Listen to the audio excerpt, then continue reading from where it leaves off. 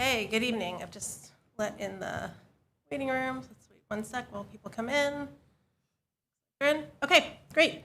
Hello, welcome to the March 23rd, 2026 Northampton School Committee public hearing on the FY 2027 Northampton Public Schools budget.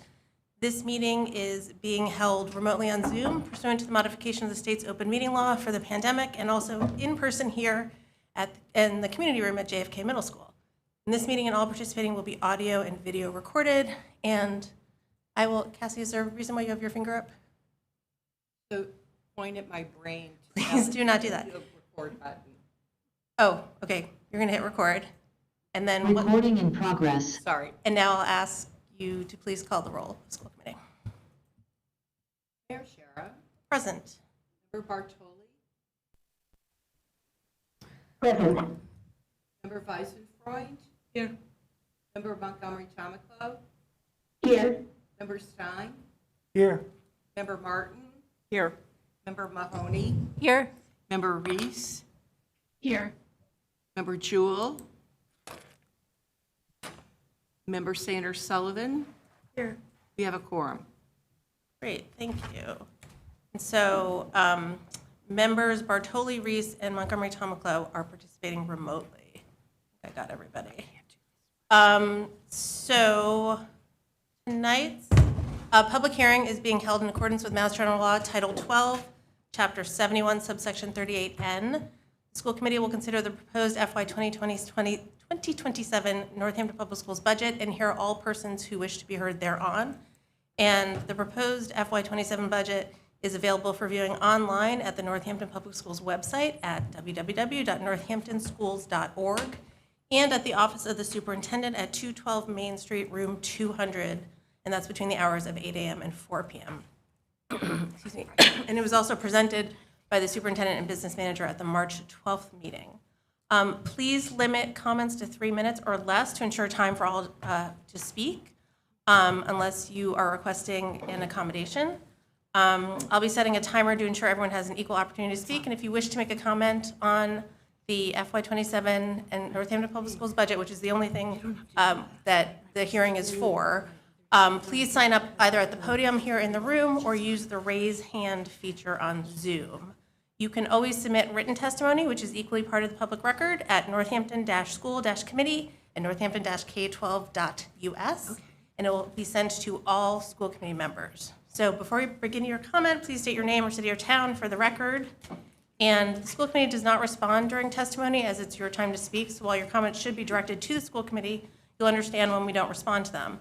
And to protect privacy rights, we ask that in your comments you do not use names of students or personnel. The school committee will have a discussion on the FY27 budget after the hearing is closed and may address what was said by the public. So first, is there a motion to open the public hearing? Motion to open the public hearing? Motion's made by member Mahoney, seconded by? I second. Seconded by member Martin. Roll call, please, Cassie, on opening the hearing. Member Bartoli. Yes. Member Weisenfreund. Yes. Member Montgomery Tamaclo. Yes. Member Stein. Yes. Member Martin. Yes. Member Mahoney. Yes. Member Reese. Yes. Member Sanders Sullivan. Yes. Mayor Shara. Yes. Okay, before we start, Dr. Bonner, Superintendent Bonner, who's on Zoom, and Business Manager Jones, is there anything additional you would like to add? I know you presented previously.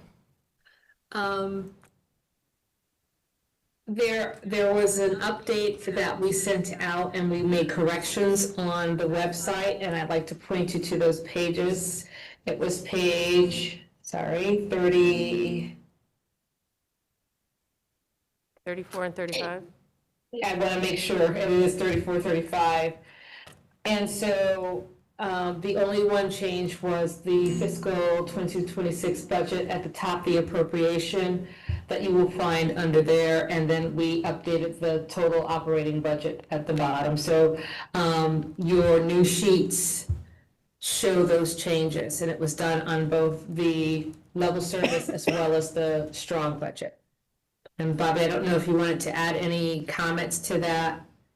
No, I would just say that on the original ones, I had included the mid-year appropriation where we had not, where I had not included them on other things. So I kept it out, I fixed it to keep the mid-year appropriation out of there, to keep it cleaner.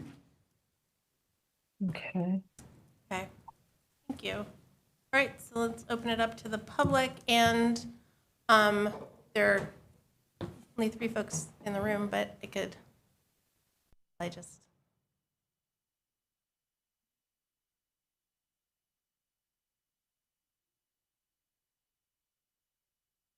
Cassie.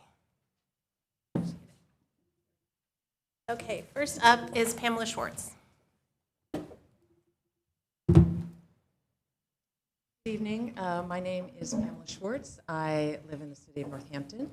I'm happy to be here this evening to speak about the budget, at least in general terms, in the hopes that we can pass a responsible budget that best meets our students' needs at the same time as incorporating that the school is a part of our city as a whole. I also want to start by saying that I am the parent of 3 children who went through the public schools, Bridge Street, JFK, and Northampton High, proud parent of 3 grown children who had tremendous education here, and also had to fight very hard for adequate funding throughout. I mean, and I say not in relationship to fighting the officials as much as fighting the universe, where we have a long history of needing every dollar and needing more than the dollars that are provided. Having said that, that's alongside a tremendous education that we know is also being offered here today. And I was so pleased to read in Dr. Bonner's report how Massachusetts is ranked as #1 in the nation for its public education, and Northampton Public Schools in the top 100 and in Massachusetts, and Northampton High School top 14 in Massachusetts. So we have so much to be proud of right now. And of course we need more, and we need to do more, and we need to correct our weaknesses, but we can do that in the context of celebrating our strengths. And I'm excited to be a part of that conversation. I think that we know that we need fixes that are outside the city. Sadly, we're reading every day of headlines of cities facing the same fiscal crunch as we are. All our neighboring towns, Hadley, West Hampton, Amherst, East Hampton, there is no community that is exempt from these pressures. And so we are in this together, and we need to hold the perspective of what it means to work for better schools while we lift up our schools, and we support what is great while we work to make it that much stronger. I do want to say that our answers, unfortunately, are less likely to be within the community of Northampton than they are to be statewide. And the good news, we have our own Senator Comerford, who's at the front of the line pushing for Chapter 70 funding formula reforms. We're getting closer. We need to keep pushing and supporting that work of our entire statewide delegation on that. And I believe that we've got solutions that are out there that will also enable us to keep our schools strong while we keep our city strong. Schools are connected to everything else, parks and recreation, serving our elders. Truly, we are one continuum of youth to elders in our community, and I do believe we can hold it all, and I thank you for your work to make that possible. Thank you. Okay. Next on Zoom, Yesenia Greff. Yes, hi. Hi, this is my wife's account. I could not change the name. So my name's Adam Greff.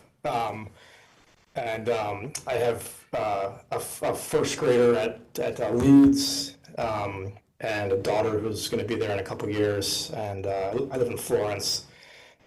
And I just, I'm still kind of learning like the school system a little bit and trying to feel it out and understand everything. And I just want to say I definitely, support a strong budget, support fully funding the schools. One thing I wanted to mention as well, like I think it was in the school committee meeting, there was a piece of that came up about like some $1 million for new Chromebooks, and it just made me I just feel there's been this constant stream of the past few months of articles on like the New York Times and the Guardian and just about technology in schools and like how it's, how there's downsides to it and how there's a lot of it out there now, especially after COVID. And so, I support the strong budget. I also just want to say, I want to make sure that there's, thought being put into like those expenditures of the technology, because I think that, I think from what I've heard from other parents, from what I've seen, some information from people from the district, it does seem like there's almost been like a lack of resources that's necessitated technology efficiencies, which that use of technology, in some ways is good. I'm not saying no technology, but it just seems like maybe like that human to human learning, like the learning that's happening, that that needs to happen, is just not happening the way it should with all this technology. And so it's almost being like a substitute for having enough staff, maybe. Again, I'm still learning things. This is stuff I've heard from parents and seen information from people in the district that have kind of pointed me towards this. And so I support the strong budget, but I also want to make sure that that there's questioning going into this technology. Also to say, like, I know there's like evidence about the efficiency, the effectiveness of this technology, but I think from what I've gathered so far, which is not complete, is that a lot of this is coming from technology companies. So like, I want to make sure that there's independent evidence that these things are useful and worth it, before we're spending like $1 million, going down this technology path. It might be a good point to pause maybe and maybe change gears a little bit. So anyway, thank you. Thank you. Okay, back to the room. Drew Richard.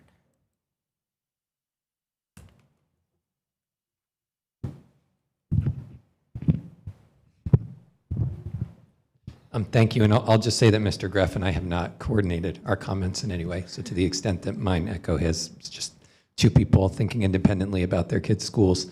My name is Drew Richard. I live in Ward 3. At the previous school committee meeting, I raised concerns about the use of educational technology during early elementary years. I'm grateful to the committee for its subsequent decision to review educational technology spending. I'm not intimately familiar with the nuances of funding adjustments that affect classroom instruction. I do, however, want to offer one observation I've made while talking to NPS staff over the past few months. Classroom staff have explained to me that when most kindergartners arrive for their first year of school, they're not familiar with tablets, and state-mandated assessments offered on tablets can be difficult to administer. They can also be inaccurate even when they're administered successfully. According to staff I've spoken with, there are two solutions. On the one hand, additional classroom time can be dedicated to helping students get used to the tablets more quickly. On the other hand, students can undertake some assessment using analog methods with support from the school's interventionists until they gradually become accustomed to occasional tech use. You can see how cutting interventionists while maintaining or increasing technology spending could have a self-reinforcing effect. The loss of staff makes the need for tech use appear especially acute when the tech is actually a Band-Aid on a staffing problem. Except that Band-Aids, of course, are temporary and harmless. Too much tech use for the youngest students can negatively affect learning as well as cognitive and social development. I sympathize with teachers who feel that more tech would help them to more conveniently meet testing requirements or further the goal of curricular alignment. But I also respectfully disagree with the idea that more technology in kindergarten is the right way to do it. I do wonder if we've created a school funding system where it's very difficult to fight back against staff cuts and far easier to request more classroom technology. Every MPS staff member I've spoken with is unequivocally supportive of reductions in classroom technology use if it means getting back one or more of the staff members who previously helped with the curricular challenges that technology is now increasingly used to address. As far as I understand, Bridge Street is short at least one critical interventionist whose position was lost in an untimely way due to the expiration of grant funding or something along those lines. I know that the principal of Bridge Street sees the restoration of that position as a priority for the coming year. His desire to restore this position offers an opportunity to make the increasing use of technology far less critical to successful learning in Bridge Street's classrooms. As the committee reviews the MPS tech budget, I also urge them to find opportunities wherever possible and affordable to fund analog and human-based solutions to addressing the curricular challenges that are currently used to justify growing expenditures on technology. Thank you. Thank you. Okay. Next on Zoom is Jenna. Hello, does my audio work? Yes. Hi, my name is Jenna Eidenward, and I am living in Excuse me, Belchertown. could you please repeat your last name for the record? Sure. Eidenward. Thank you.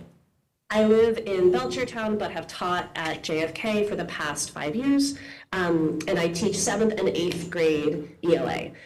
I wanted to bring attention to 2 budget items that might not get quite as much publicity, but are really the main thing that staff has been talking about on the halls of JFK, and so I wanted to share that insight both with school committee and hopefully the wider community. The first is our principal requested, I believe it's in the strong budget, an additional social studies and science teacher. This would be for 7th and 8th grade to offset class sizes and create kind of an off-team situation. The reason why that's so important, these were positions that used to exist before the pandemic. I am the off-team ELA teacher. So I teach 7th and 8th grade ELA, and what that functionally does is it means that my colleagues' classes are about 25% smaller, which allows the class sizes to remain below 20. We're typically between 18 and 20 in the English classrooms. And it allows me to loop with students. It just makes for a generally safer, more equitable situation across the board. Right now, our science and social studies teachers do not have that extra person, so classes typically are at their maximum. Additionally, science and social studies teachers pull from a larger student body than my English classes do, because there are students who get pull-out English support if they're a beginning English language learner, if they have high literacy needs, if they are in the Goals Autism program, and those students attend science and social studies classes with their general education peers. And you can imagine how difficult it is to offer those students the support they need when classes are huge, just brimming with students. And it's particularly dire in science because science often includes fire with labs, and it's just really difficult to do that safely. And I see my colleagues burning out. So I know that might seem like a luxury position, but I'm telling you it is not, and it's a big conversation at JFK. Additionally, the other point that has come up a lot, obviously in my role as an English teacher, is there is a DESE grant currently that Northampton has been awarded that is a matching grant, where if we spend $100,000, they will help us purchase a new curriculum. When we are $500,000 short of level services with the mayor's target budget, I really can't understand why we would spend $100,000 on a curriculum that, even according to DESE, has no evidence of impact on student learning according to their Curate ratings. I have many other pedagogical and personal reasons why I am beside myself with not wanting to go to a packaged curriculum, but I'll just leave it with the numbers. I think we have $100,000 that could be spent in better ways in our school, or certainly in better ways in the city at large. I believe that will come up under the mayor's discretion as a capital expense. Thank you so much for your time. Thank you. Hold on one sec, because I'm going to see if we can do anything about that. Back.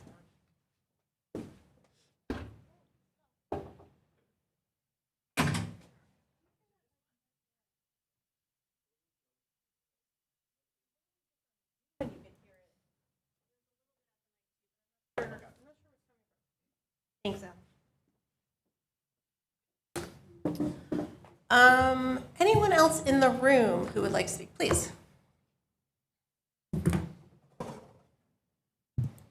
Hi, everybody. It's Kathy McNally of Northampton, Ward 1. So we've been told, and I guess this is true because it's what we've been hearing, and I'm going to act as if it's real. And so we've been told that to be sustainable, Northampton can't adequately educate all its children. I think that's what we're being told because we're kind of always said like it's a trade-off and what will we cut, et cetera. So I wonder if that's true. And it seems like what we're saying is it's true because when people vote against the strong budget or vote for a lower budget that doesn't adequately provide the services to kids, they'll often say, I care about kids, but I really care about sidewalks too. And kids need to have sidewalks. And it suggests that there's some balance between kids and sidewalks. Like something might happen to sidewalks or there won't be sidewalks if we educate kids. So if we sort of get with the program and accept that, I wonder if we could ask a concession. And that concession is, could we learn and identify and quantify the actual sacrifices made by children in order to provide sustainability for Northampton? So we often do have some of those things. We say, well, there'll be no teachers, there'll be crowded classrooms.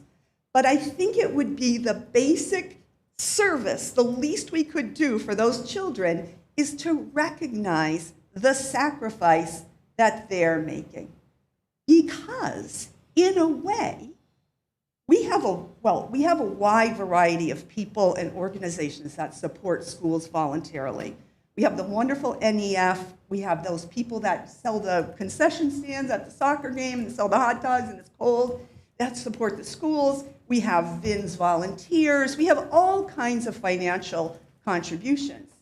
But in fact, are the kids we're taking away services for, could we see them as teeny tiny philanthropists? They may not know that they are giving, but they certainly are because we tell them we need to extract or not provide those services in order to have our sidewalks or to have a sustainable city. And I think it would be great if we could at least acknowledge the loss of services to those kids. So for example, I remember being in this room last year when a reading interventionist talked about Bridge Street School and said, there are 19 children between, I'm going to get this wrong, but between say 3rd and 5th grade that we have just identified as needing reading instruction. We cannot provide that reading instruction right now. I cannot do it. We don't have the staff. Time, can you Okay, finish your sentence? so let's acknowledge our major donors. They may be minor children, but to our city, they're major donors. Thank you. Next on Zoom is Maya. Hi, can you hear me? Yes, we can. Hi, my name is Maya Bayak. I live in Leeds and have 2 children in the district. I'm here to express ongoing concern about what feels like a lack of an intentional, evidence-based approach to educational technology in our schools. In the past, I've raised questions about the lack of efficacy data for EdTech, student data privacy concerns, the extractive business models of many EdTech vendors, and the absence of age-appropriate screen time guidelines in classrooms. Today, I want to express my concern about how district administrative leadership has responded to calls for a more deliberate approach, or even scaling back our reliance on EdTech and the one-to-one Chromebook program. Their argument that reducing screen use would leave students unprepared for a tech-driven future is overly simplistic and, frankly, very short-sighted. It overlooks growing evidence of the negative impacts of pervasive technology use on children. The skills most at risk are not technical, but human.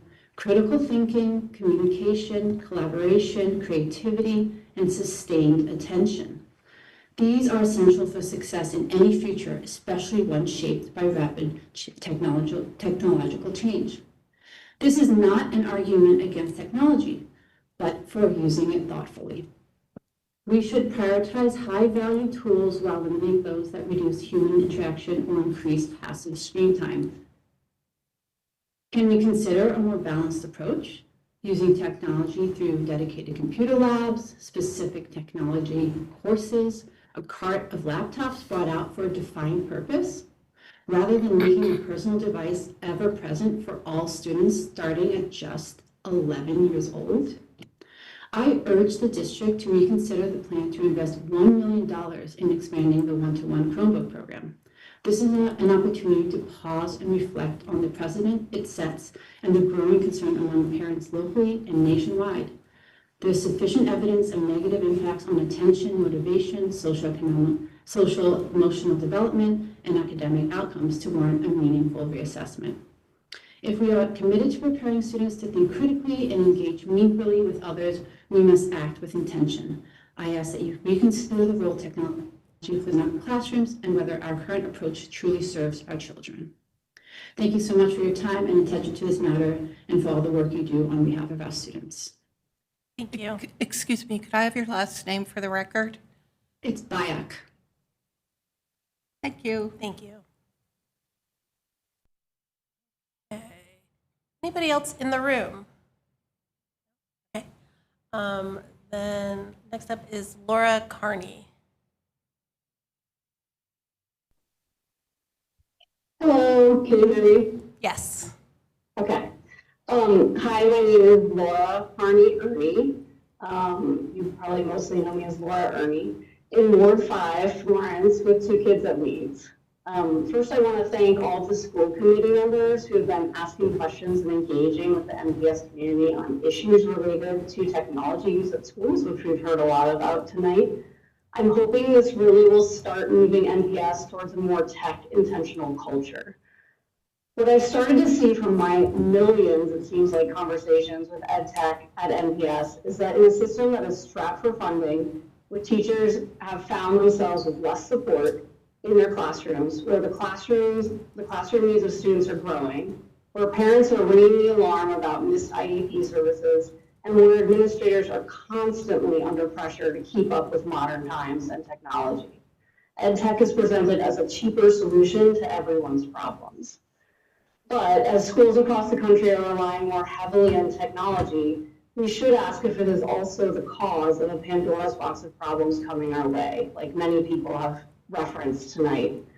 Looking at how EdTech performs, first we need to establish a baseline. As many of you know, kids are like sponges, so they learn from almost anything they encounter. So most researchers agree that meaningful learning gains happen when a teaching tool has an effect size of about 0.4, 0.5.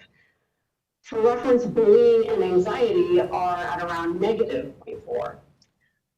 Across more than 20,000 studies, meta-analyses have shown that the average effect size of EdTech for general learning is only 0.3. That is below what is considered meaningful learning. Meanwhile, a living, breathing teacher giving explicit instruction is 0.6. If they add in guided discussions with the class, this rises to 0.8. If kids are able to break up into smaller groups, for example, using jigsaw teaching, where each student is assigned a different part of the discussion to lead, the effect jumps even higher, up to 1.16. This is almost 4 times higher than EdTech learning gains. It is starkly clear to me, the more human interaction at school, the better a student will learn. For this budget hearing, I urge you, the stewards of our schools, to fund NPS with as many classroom and support staff as we need in order to maintain our population of talented, experienced teachers. They truly are the lifeline of our entire system, and thus far, every single one of them that I've met at NPS is excellent. To get kids with IEPs the services that they need, as the Case Collaborative Project last summer spelled out, to shift back our sliding baselines of what teaching looks like so that no student-facing position is replaced by a screen. The level services budget maintains the stress system we have now. The target budget would severely deepen that stress. The strong budget, however, or something close to it, would restore and add some of these critical student-facing positions to enable us to start climbing. I'll finish. Please finish, thank you. To start climbing out of this hole towards more engagement, better bonding, and deeper learning for all students. Thank you for your consideration and your continued service. Thank you. Next is Ronnie Gold.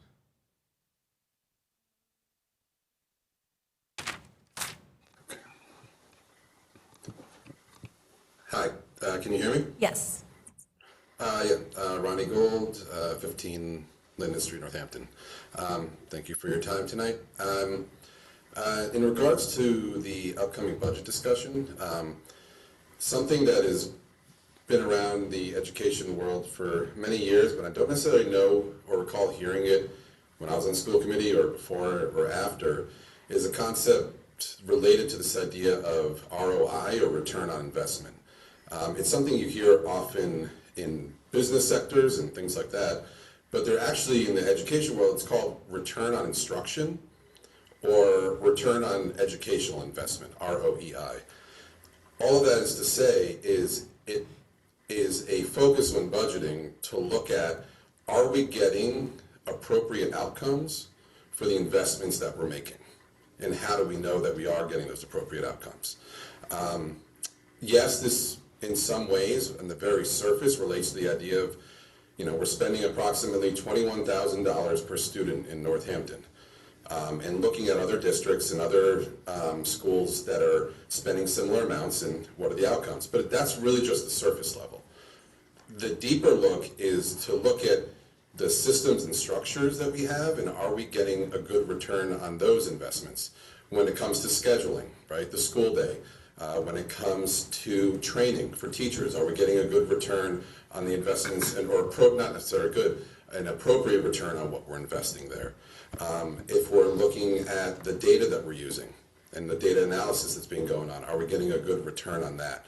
I hope that when you guys start digging into the budget, if we're going to be asking for more, or we're going to be asking for something, there is a direct correlation or an analogy in another district or something that's saying, listen, they're making this investment and we're seeing these outcomes there. So let's also make this. It could be in Massachusetts, it could be other states, but we really need to look at to make sure, are we getting that good return, if that makes sense. I'm going to email it, y'all. There's a bunch of deep research about ROEI or EROI. There's lots of different ways folks have described it as, but I'll send it to the school committee because I think it's a really important way to think about budgeting to ensure that, when we spend $21,000 per student, we're getting appropriate outcomes for that investment. Last thing I'll say, sort of related to what folks have been talking about with technology, is a similar thing. I'm a tech coordinator for my school, done a bunch with Microsoft and Google. Absolutely, technology improves teaching and learning. Like, there's a way that, effectively integrating and applying technology improves teaching and learning. That's not a question. That's been proven. We've seen it. The amount of engaging, adaptive tools that are available are there, as long as, and I'll finish up here, as long as it's appropriately implemented. So we really need to look at that piece. Thanks. Thank you. Okay. Next is Silver. Hi, folks. Likewise, I could not figure out how to change my name on here. Thanks for making time for us to make comment. I have two kids in the system. They're both at the high school. I live in Florence. I'm a career progressive policy advocate. Can you give us your name too? Josh Silver. Thank you. There's a Josh in there, sorry. I strongly agree with most of what's been said on technology just now. That wasn't in my notes, but my themes are going to be more, meanwhile, and less. I'd like to see more recognition that our schools are rated in the top 50% of schools in the state that's rated #1 in the nation. So we're doing really, really well in this city. But meanwhile, let's take assertive steps to improve IEPs and serve the kids who need it most. We've seen that there's many ways we can improve, but let's do it within the context of the real picture. So let's have less misleading hyperbole that we see, especially on social media and from some elected officials asserting that our schools are kind of a dystopian disaster. It's not true. We can accept that we have good schools while we strive to make them better. Let's have more recognition of how a broken charter school system is sapping our budgets, and state and federal funds keep reducing, leaving us fighting over scraps, and this is affecting everyone. Meanwhile, let's organize aggressively to fix those structural problems, spend as much time learning and innovating on how to improve outcomes, like what Ronnie said, with the money we have. I'm frustrated by the lack of discussion of how to do that and do that better. And as long as we live in a country where our national leaders are spending money on tax breaks for billionaires and wars, that's not going to change quick. I'd like to see less vilification of elected administrators, representatives, and residents who disagree about what constitutes responsible and correct spending practices. When our leaders make tough budgeting decisions, it's not because they don't care about kids, teachers, and families. So with that, thinking like more recognition that there's limited revenue, it is a zero-sum game to some degree. If we fund schools at the maximum possible amount, other city departments suffer. So let's debate and decide on budgeting, take into account the legitimate competing needs of roads, health, fire, infrastructure, police, et cetera. And let's see less personal attacks on people who believe that responsible policymaking requires funding all areas of government in a balanced way, which may mean making difficult budgeting decisions. We all love our town, we love our kids, we want better schools. Thank you. Thank you. Next is Deborah.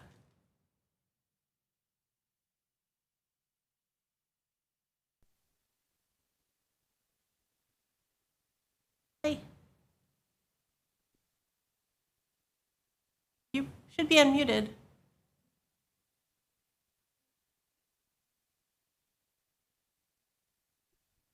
Oh, you can't hear us? I'm not hearing anything. Oh, We can hear you. We can hear you. oops, sorry. Got to turn that off. I can't hear anything. I don't know if you guys can hear me. Okay, I see Amy's thumbs up. To the last speaker, I assume that you've never had a child who's experienced a dystopian special education experience in their schools, so please understand that some of us have. I'd like to ditto the remarks that Kathy McNally made. She's much kinder than I am, and apologies to those of you who have heard me make similar remarks for the last 3 years. I didn't prepare a statement, I just jotted down some notes when I was listening to other people speak. I want to appreciate the prior school committees who have usually approved a stronger budget. Where it seems to break down is when the mayor presents that budget to the school committee, to the city council. So I would encourage you all to think about what you can do as a school committee to make sure that the decisions that you make are honored. Otherwise, I'm not exactly sure why we're all meeting as a school committee if no one's listening to these elected officials. Please stop the madness. You know that students are not having their needs met. You know that teachers are under-resourced and that staffing is too thin. Stop continuously reinforcing to students on IEPs that their needs and civil rights do not matter. Stop blaming teachers who call out sick as the reasons services do not happen. Human beings get sick. We know this. Please have enough staff on hand so that one sick call doesn't create a domino effect or a crisis landslide. Please work, if you're cutting me off, I don't know, I can't hear you. Please work with the mayor to support the school committee's decisions. Support these kids, let these students and families know that their needs matter and that you're listening, and get it done with city council. I'm babbling, I'm gonna log off. Good luck, everybody. Please support the stronger budget or whatever you can do to support these children. Thank you. Thank you. Next is Angela Wack.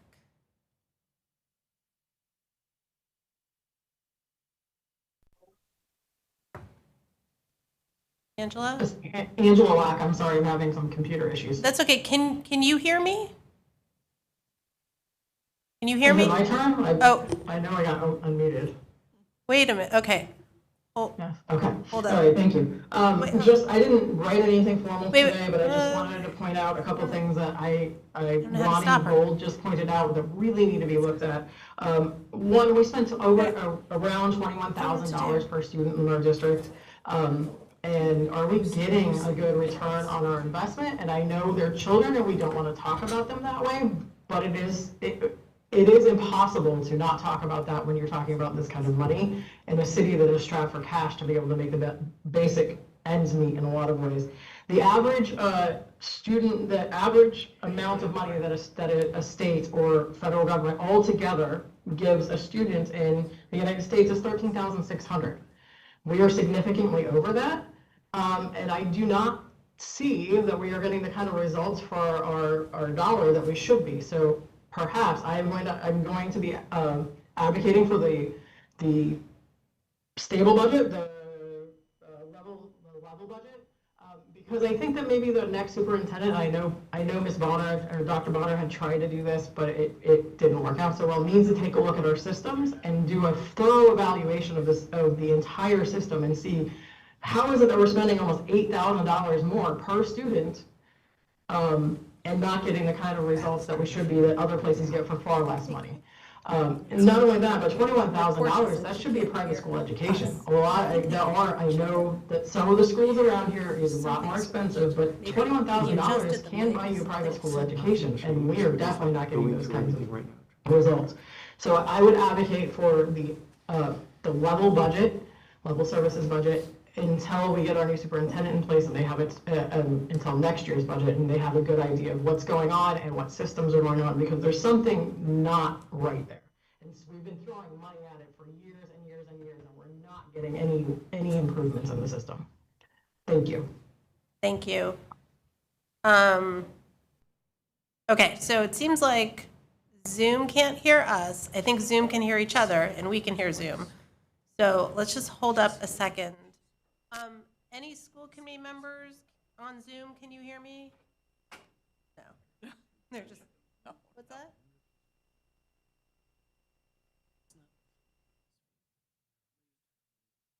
Anyone on Zoom, can you hear me? Don't see any recognition whatsoever. Okay.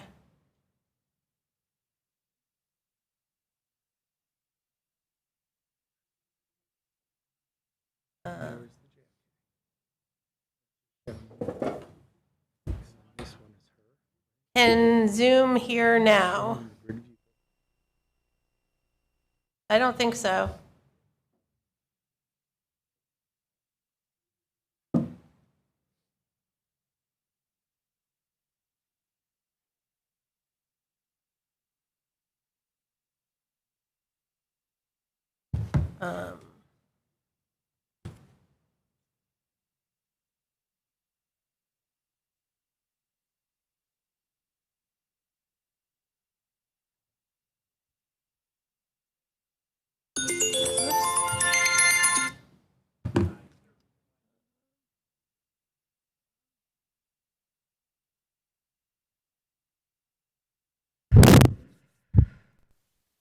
Those of you who are on Zoom, they are working on the issue. I think you can hear me, so Yes. Yes. they're working on it. Thank you. Thank you.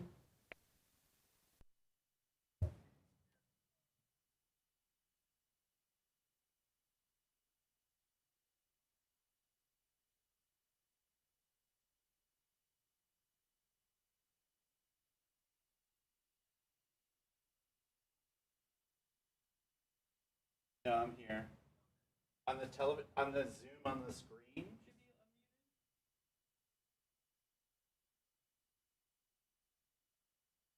That's the control of the Zoom. I think it's me. So this is supposed to be unmuted. You're not allowing participants to unmute. Is that right?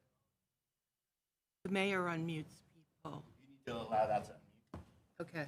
Oh, wait, hold on. So, But it's been like, JFK community room. pardon me? It's called JFK. No, what? hold on. JFK Middle School?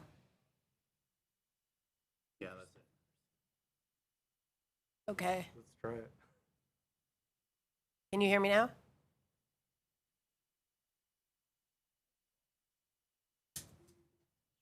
Okay.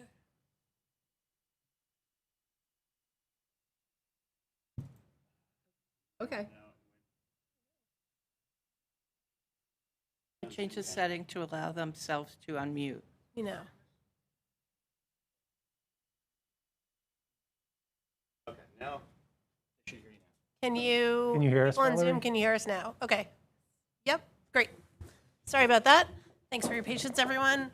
Seems like we could all hear you. You could hear each other on Zoom. It's just Zoom could not hear us. And we didn't say anything, so that's okay. But thank you, everyone, for waiting. Okay, next up is LV.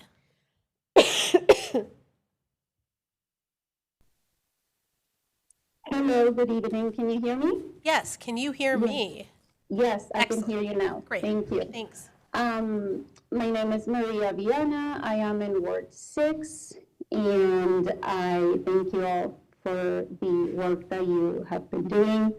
I have been encouraged by this school committee's willingness to have hard conversations, which are just by design going to occur and the under the circumstances that we are in.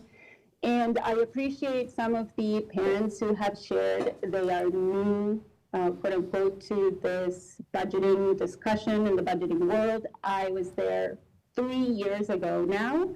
The learning curve is pretty steep, but I would like to encourage you all to stay tuned, and not only to stay tuned, but to bring your friends, invite a friend or 2 or 3 to start joining these meetings, because it really, it is everybody's responsibility to understand how our hard-earned tax money is being spent by those in power.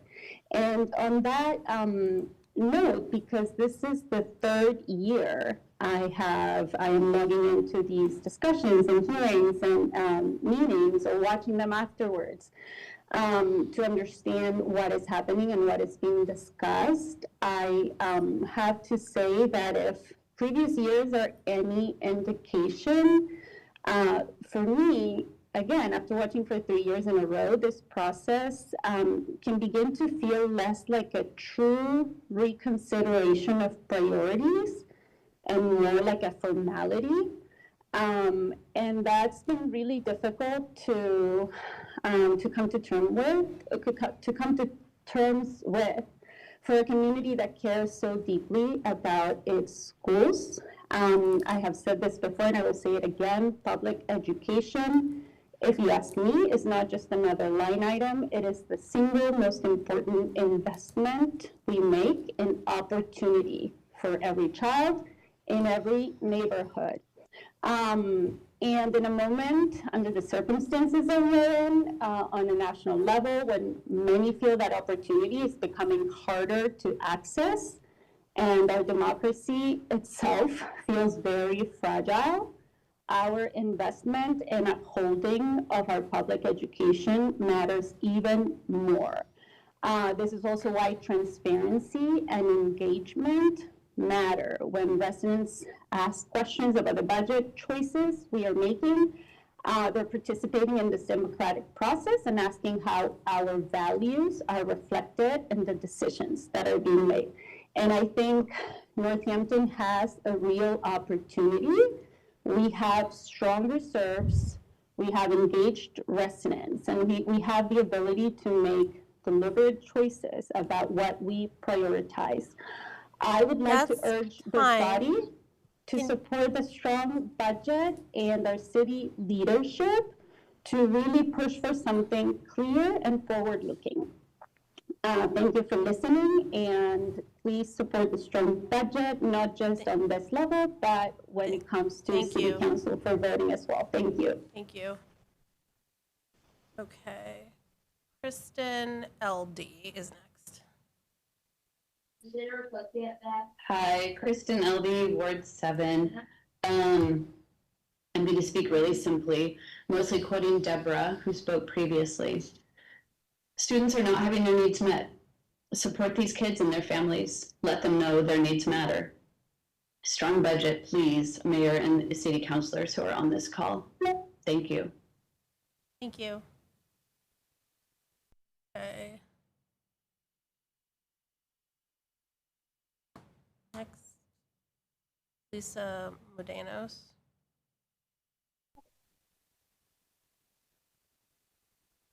Thank you, Lisa Modinos Florence. Just a reminder to the school committee that March is Developmental Disabilities Awareness Month. 1 in 6 children has a developmental disability, which is a lifelong disability that affects daily functioning. It's often an invisible disability. It's in public schools where children who have disabilities have access to services and supports that can nurture their growth, their development, and that can help them reach their full potentials. 1 in 6 children has a developmental disability. Perhaps for those other 5 children, public school is going great, and something some folks think we should prioritize and focus on. When we do this, we further marginalize and render our children's experiences and needs invisible. I appreciate what Kathy McNally said about who is paying the highest price and what Deb said, because for many of our children who have been rendered invisible and pushed to the margins, school has been traumatic and a disaster. Quite dystopian, actually, due to the lack of supports, due to lack of training, and due to budget cuts.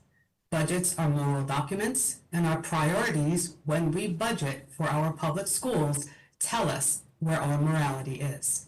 Some could say that the stock market's doing great in the US, but others can say the economy sucks.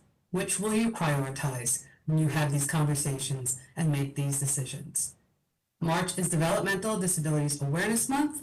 1 in 6 children has a developmental disability. They are part of the school system. They are part of our city. When budgets are cut, their services are often hardest hit. Please, please support the strong budget for our children. And like Deb said, school committees tend to. It's getting the city council to care about our children and show us where their morality lies. Thank you.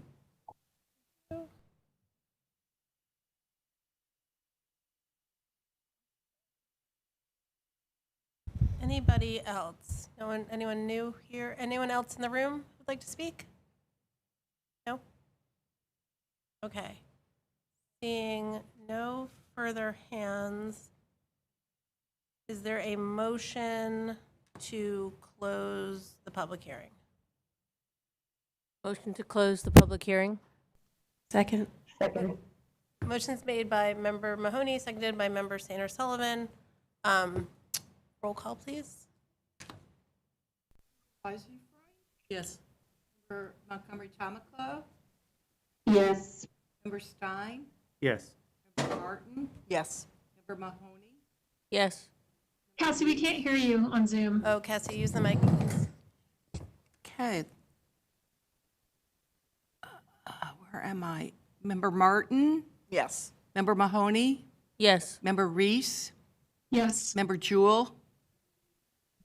Oh, sorry. Member Sanders Sullivan, Yes. Mayor Shara, Yes. Member Bartoli. Yes. Okay, great, thanks. Thanks, everyone who came to the hearing on Zoom and also who came here to the community room. Appreciate it. Okay, so we'll move on to the next item on our agenda is school committee discussion of the budget. So we'll move on to that. And Member Stein. Thank you. And I just want to note for folks looking at the agenda that it says discussion of the FY26 budget here, but it's, as the rest of the agenda says, FY27. So if anyone, Today and repeat. oh, great. Okay. So if anyone's confused at home, it's 27. I just want to respond a little bit to what we've heard, and then I have some very specific budget questions I'd like to get into with Bobby. And, you know, it does feel very frustrating to hear so many suggestions that come at us about how we should compose ourselves or how we should go through debate.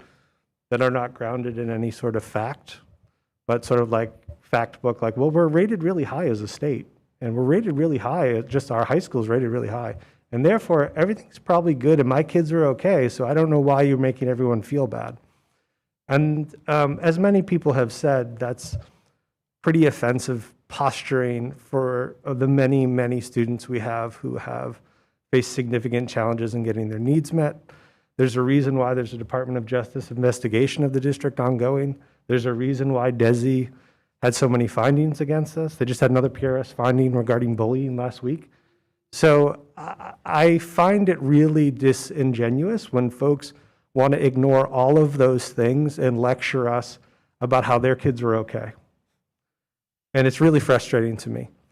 And especially when we're sitting here talking about over 200 slides, which details in excruciating pain what is happening in the schools at the current level, which we're talking about having to cut by $560,000, right? For example, just a few highlights I noticed reading this again today. Right? There's over 40 kids still at Bridge Street School who qualify for intervention services in reading and are not getting them. There's over 56 kids in math who qualify for math intervention services and are not getting them, right? We just had CPAC do some data on the JFK service delivery. Like, there is a mountain of evidence that nobody who just wants everyone to be nice ever wants to talk about because maybe their kids were okay or their neighbors' kids were okay. And it's profoundly a question of values. And we can blame everybody else. We can blame the state, we can blame the federal government, but we're not Greenfield, we're not Holyoke, we're not in the financial shape, and that's why every budget presentation, we stack up with 3 communities. Those 3 communities are Amherst and Longmeadow. Amherst spends a hell of a lot more in net school spending than we do. We spend finally close to Longmeadow, but have significantly higher proportions of students with high needs and that need special education. So if we want to get real about the data, as so many are urging us, let's get real about the data. How do we stack up against our peers in this region? And let's talk about it. The other thing I find really odious is the idea that we're operating some sort of a business and that we're investing in children and we're getting a return. This is a public good. And we have both an obligation to provide it because of civil rights law, and we have contracts because of bargaining that we have to honor. We can't simply discipline labor and trim our populations to produce an effect like charter schools can. That's a business model of education. And I don't think we should think about that here. Everything I see in these documents doesn't tell me our problem is we're spending a ton of money, but we're not getting a return. It's pretty clear when you read the case report, which we paid for, what we need to do. And it doesn't say you need to pressure teachers to give a better outcome. And I want to remind you all, the Gates Foundation tried this. They spent $500 million paying teachers bonuses to incentivize outcomes. They used that $500 million investment to leverage $60 billion in public funds for the same program, and it failed. And when it failed, they said, we'll try something again later. This type of business-oriented meddling has never produced the outcomes that those on the outside think they do. I just also want to say one last thing about the comments. There's this idea that there's really this robust process where we're hearing the trade-offs, right? We're hearing that if we invest this much money in school, it means we can't have Y. That has never happened. I have asked for 4 years, what did you weigh in the budget that was more important than teaching a first grader how to read? How did you balance that? Was it 5 less DPW drivers? Like, what was the trade-off if these trade-offs are happening? NPS and Smith Voc are the only 2 departments in this entire city whose operational budgets are public. That means all of the grant funding, all of the line items we can look at. There is no other department in the city where that happens. It is protected by this insane vote where you have to have a supermajority of the council have an information request. And when we get the presentations on this budget, we only get the presentation of the budget on the local appropriation level. right? Every other department, or nearly every other department, has other revenue sources that fund their operations. And we don't know what they spend each year, how they spend it. We never hear an argument about why our investments are better made there than here. And structurally, the only person in the city that could facilitate that conversation or make it a reality is the mayor, who has chosen not to. So when I hear her supporters come and lecture us about this as if this thing has happened or if it's possible, it's frankly, it's a bit enraging, right? This budget at the city level hasn't passed the last 2 years, and that hasn't mattered because it's gone into effect by law. So this idea that there's some city, we're all working together and we're going to figure it out, it's just not based in the facts, and I'm really tired of people suggesting it is. So I want to move to my questions. My first question actually really has to go with the growth and staffing slide, slide 20. We've talked a lot about this. This is the cornerstone of the finance chair's claims that we've got tons of people, we just got to use them better, et cetera. And if you look at FY26, it says we have 303.31 teachers and 146.8 paraeducators. I went through all of the slides for the schools and for the district with which list personnel. And I'll tell you, going through it, I can only find 209.5 teachers, not 303.1. And I found 148.4 paras. So that's pretty accurate. But where did all these other teachers come from? Then when we look at the DESI data, right, for how many teachers we have reported this year, right, which this is based on, we're told from DESI that we have 226.8 teachers, right? That's licensed teachers. Where are the other 80, 90 teachers that are represented in this list, right? I don't see it. We can go through the slides. None of this adds up, and if there's going to be a lot of emphasis put on growth and percentage and all these other things, we should at least be able to recreate these numbers. So Bobby, I'm wondering if we could talk a bit about these figures. Yep, so when you went through the slides, Member Stein, did you include, when you were looking at the number of teaching staff, did you include like nurses and therapists and anybody? So really when, under that teaching staff number, includes any Unit A member. That falls under that contract. So I counted it two ways, right? So the total number of people listed, all people, whether they are nurses, guidance counselor, whatever, is only 504.5. So, right, like we're off by, it says here we have, we're off by 69 people total, right? So no matter how they're categorized, right? Then the other question sort of is, if we're calling them teachers, are we using the DESI standard, which is they have to be licensed teachers, not just Unit A, or not? Like, if we're saying it's Unit A, like, it gives a misleading impression if we put everybody in Unit A under teachers, but I still don't see how we get to that number. Yeah, well, I'll have to go back through the math, but let's go through it now together. I think it's an important public conversation, right? So if we have, I'm looking at the Bridge Street slide, slide 43, right? And we've got one administrator, 13 regular education teachers, 7 special education teachers, 2 pre-K teachers, right? So that's a total of 22 teachers from that group, then 1.8 technology teachers, right? So that's 23.8 teachers as we've defined them in this grid. All right, and then you have 31.4 paras. The para numbers largely match what's in the student services slide later on in the deck, but the teacher figures I can't remotely replicate here at all, like a huge margin.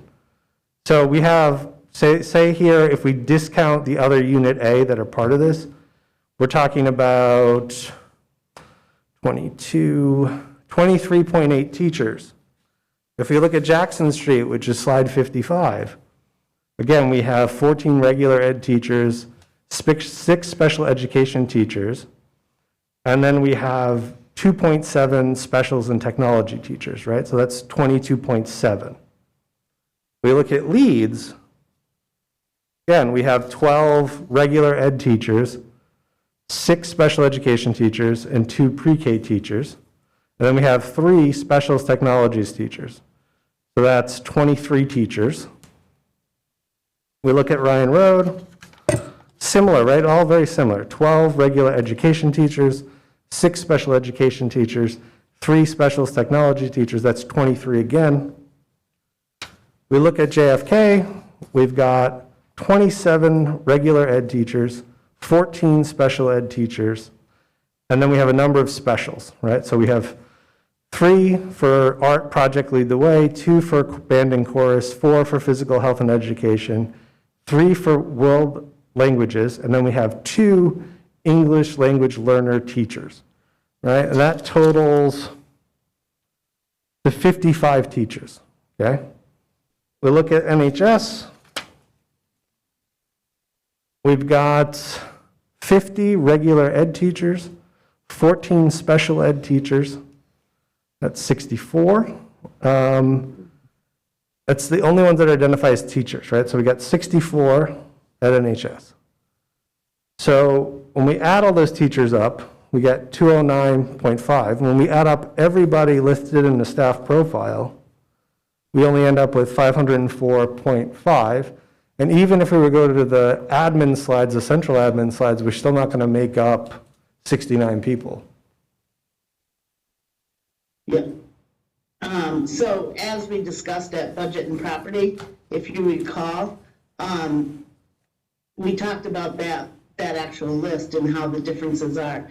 So the lists that the schools have on their profiles are taken from the October 1st counts. If I'm correct, I would assume that I'm correct, but Dr. Bonner can verify that. So you're talking about taking data from different data point sets, which is where the confusion comes in, I believe. I put in that staffing list, the teachers and the paras are taken from what I'm budgeting for. That number in that staffing list is coming from what I'm budgeting for. So as of the time that I was budgeting, those were the numbers that are in that staffing list. The individual school profiles are taken from the October 1st count. But we didn't gain 69 headcount between October 1st and now.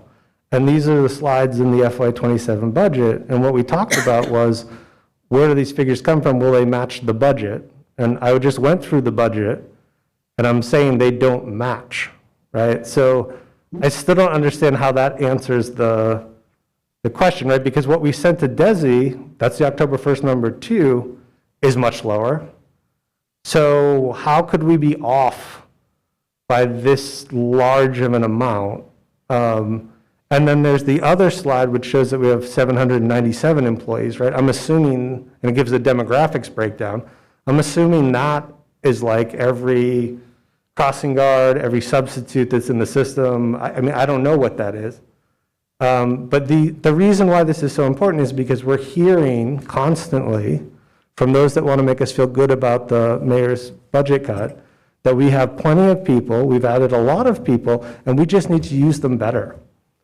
And so I want to be really clear about how many staff we actually have, because all of the slides that follow these profiles are the asks.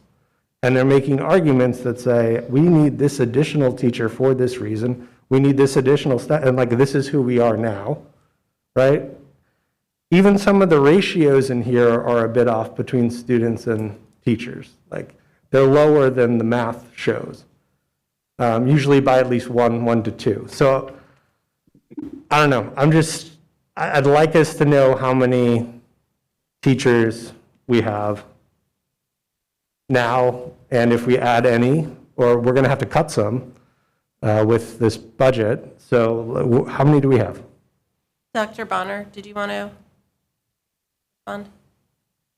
Yeah, thank you. So I'm hoping that the subcommittee, excuse me, I'm sorry, I forgot where I was. I'm hoping that the full school committee will allow us to break down what is in the teacher heading. So first of all, when you just took us through that process of counting the staff, you only counted the teachers. You forgot interventionists, adjustment counselors, and so on, which is in the chart on the slide 20.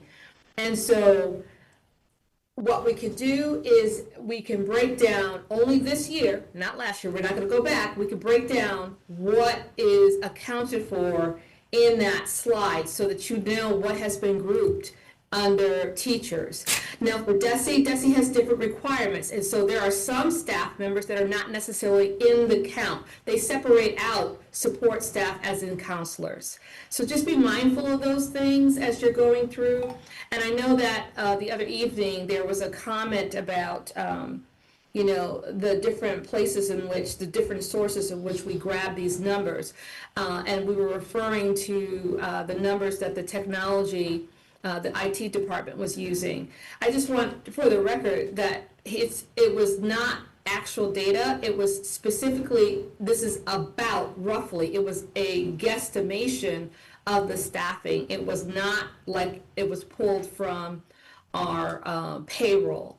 And so I would hopefully that this body would allow for us to take this slide and only take the heading for the fiscal year 2026, what we have now, and break down what is in each of those lines, specifically for the teachers.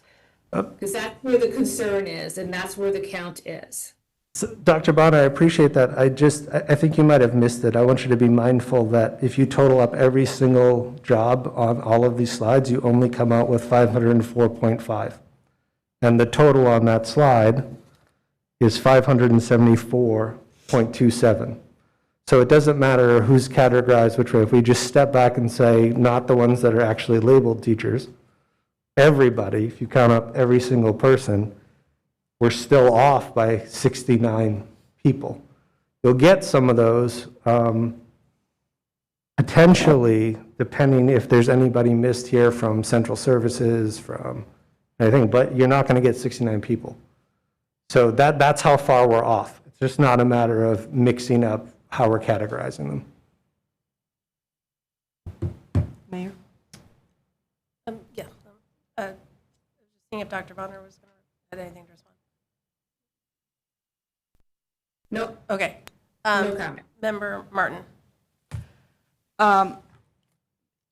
I wonder if it would be worth our time just to, for instance, go through Bridge Street School and just right now, like I'm going through the staff profile page versus the budget pages and don't see how they match up. So like just to like in the live moment, do that and see what I'm missing when I look at that, Bobby.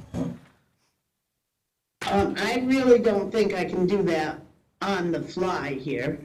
I don't necessarily, I mean, I can pull up what I had, but I would rather be able to send something to everybody after, when I have a chance to really review, because Member Stein threw out a whole lot of numbers. Right. In a whole lot of different pages, and I understand the need for what he's asking for, I get that, but I cannot do that on the fly tonight. And I appreciate yours trying to take it one school at a time, but I think by the time I don't have the printout here, I could maybe look at my screen, but that would be very, very time consuming, and I don't feel like it's an adequate use of this time right now. Yeah, I wouldn't be able to do it if I didn't have my paper in front of me, for sure.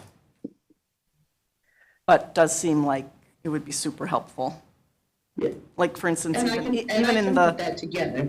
I mean, I'm not sure, right? It's hard to do it in the moment. It's better to do it when you can go back and forth. But like in the budget piece, I don't see the school psychologist listed. But it's there. Yeah, maybe it's called something else. We can pull up the cost center, which is what you really, is really what you should be looking at. I can pull that up. Just give me a second. Okay. Just take. Do you want me to go to another question while you're doing that, or would that be I don't see harder? it either.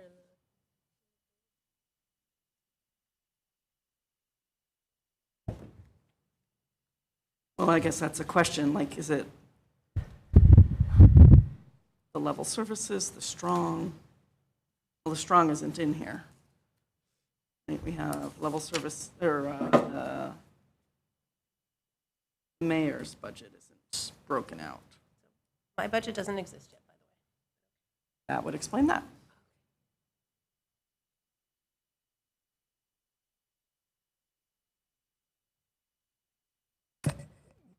Just could I speak to that point?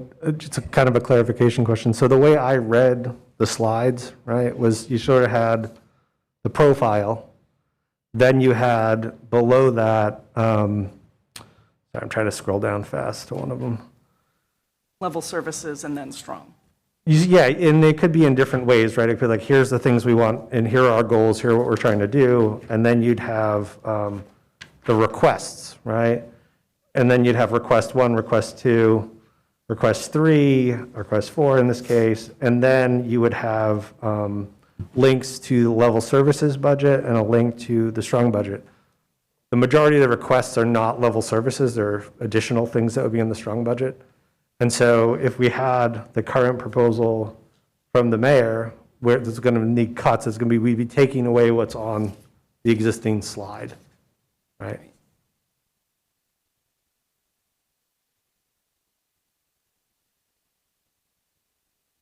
And then level service is essentially the same unless there was some movement because population shifted between schools, whatnot. And so the level services budget is what should tie out to the staff profile page. Dr. Bonner, are you all set? Yeah, can you all see? Yes. Okay, so Bobby, I've got this blown up just a little bit. Let me bring it down so I can scroll. Can you tell us what page number that corresponds to in our book? Yes. So first of all, go into the Bridge Street elementary section.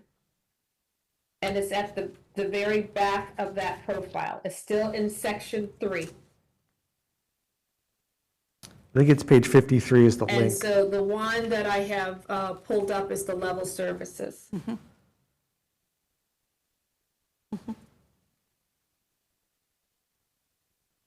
So those of you who have hard copies, It says page number 1. it's going to be page, it's going to be right after page 53. It'll start section 1. Got it. Okay. Okay? And those of you who are electronic, just hit the link for the level service cost center for Bridge Street.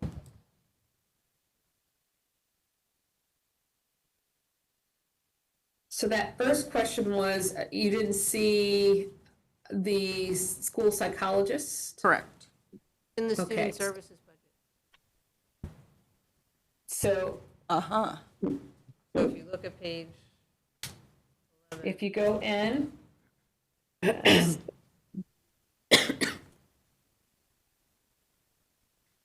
got adjustment. Member Mahoney's counselor. saying it's in the student services budget. Thank you. Yeah, Thank you. yeah. Which is what page? Page So 11. wait, before you go, because that's, if you're looking, but for the, like, for instance, the tiered separate specialist, you see that that's pulled out. You can see the adjustment counselor is pulled out.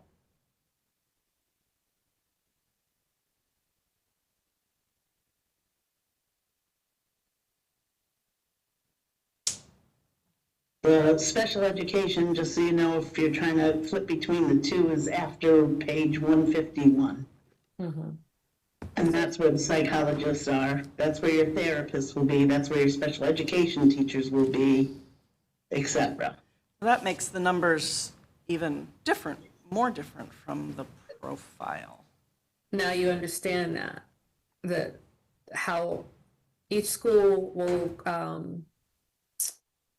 classify their building teachers, and then how departments will then classify their staff.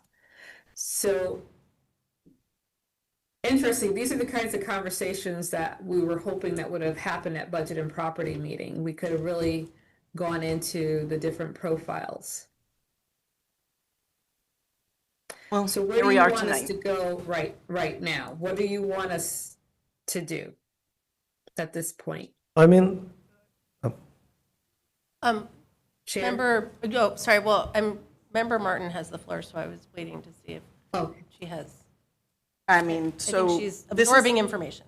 Absolutely. This is helpful, and yes, if there were more time, we probably could have gotten to this at Budget and Property, but, you know, we're digging in now. So just when looking at the special ed teachers for Bridge Street on, in section 10, right after where in the level services budget, it says 1, 2, 3, 4, 5, 6, Right, so 7, I would 8. have to, let me pull that up. And then the profile, it says 7. So, I mean, yeah, it's just, I know this is a huge amount of data for all of you, but it is for us too, and it's hard when we don't really know what to consider.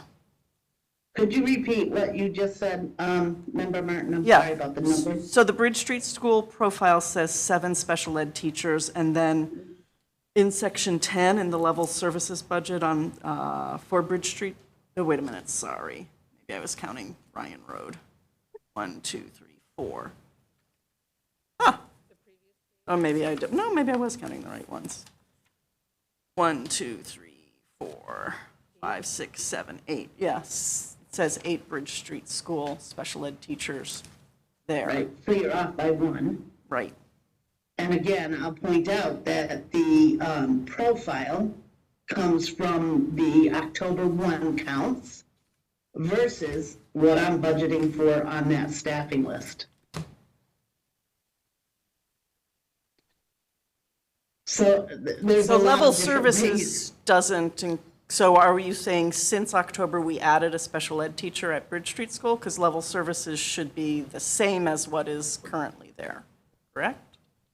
That is correct, and that is what I have in the budget. However, at the October 1 count, which is, you got to remember, just barely after school started, that, yes, we added a special ed teacher, I believe, to be correct, after that time. And I'd have to go back, again, this is all stuff I have to go back and verify. I can't necessarily do it on the fly, but those are the reasons that it could be off. Okay. Digesting them, good for now. Member Mahoney. I have 4 questions related to the student services budget. So should I ask them now, or I'm not sure where we are in the process? Sure. It's okay? Oh, yeah, absolutely. Okay. So my first question is regarding Goals Furniture. I don't know what that is. I know the Goals Classroom very well, but is it something adaptive? Like, so that's what I don't understand, what that budget item is. Okay, can I answer that one? I Sure. just gotta get my notes. So, it is replacement of some of the furniture, but there is a specific equipment that they want to purchase. It's called a Nook. That is pretty pricey. So that is a request, but say your question again, because now I'm listening to things and are you referencing the additional teacher for the goals program? No, specifically the furniture. What is a Nook? Okay. So I had to look that up myself, but it is a piece of equipment where students, it's sensory based, and it's kind of a one-to-one where you can do some of the sensory training, and then there's other things that the student can do in terms of instruction and so on. And if I could grab my notes, I actually have it written down somewhere. Was that moved to the SIP?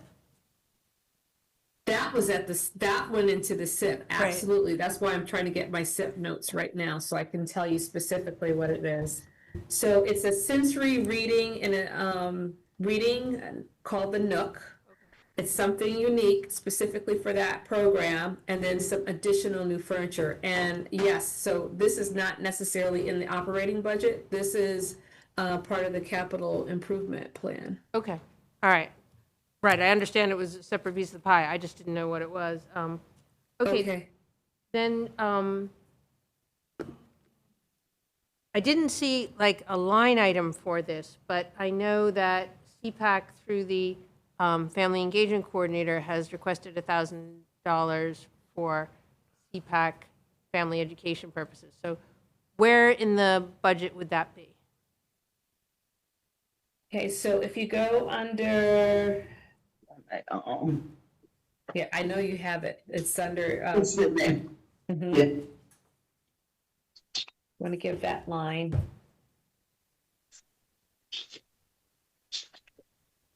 So the family, no, hold on.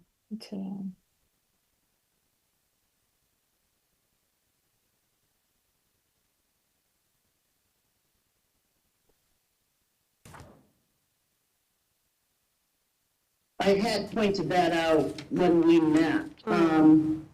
It took me a minute to find it then. I know.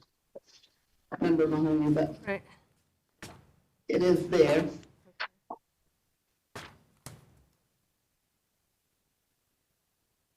I'm trying to-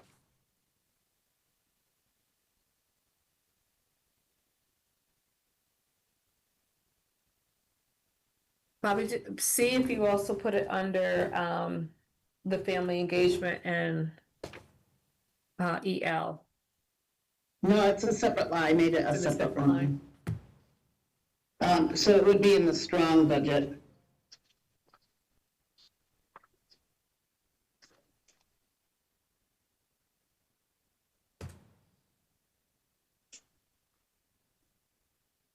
At the end, you know, so at the end.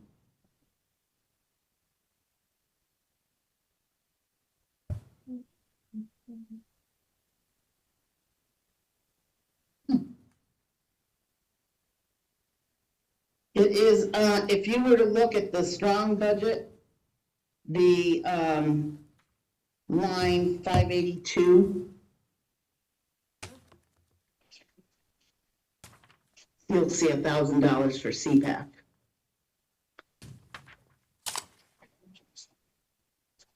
And that's under district. And if I have my strong, which I do somewhere, that under,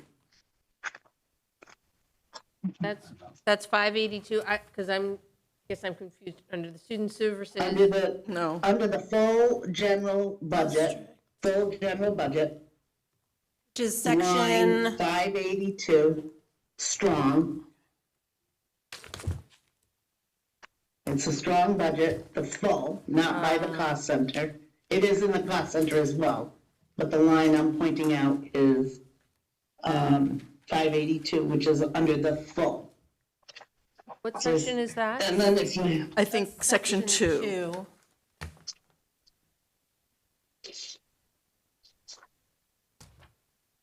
For the strong budget. Okay. I got my papers all thrown around here.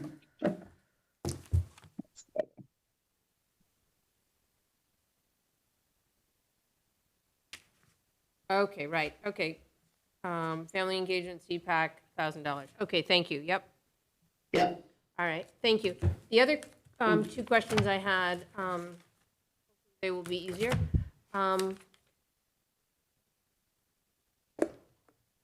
these were questions that came up in the Ryan Road budget. I don't see like how programming, or among the elementary schools in general, how programming would be supported for therapeutic programming. We have the RISE programming, but for a specific therapeutic program, students with that level of need.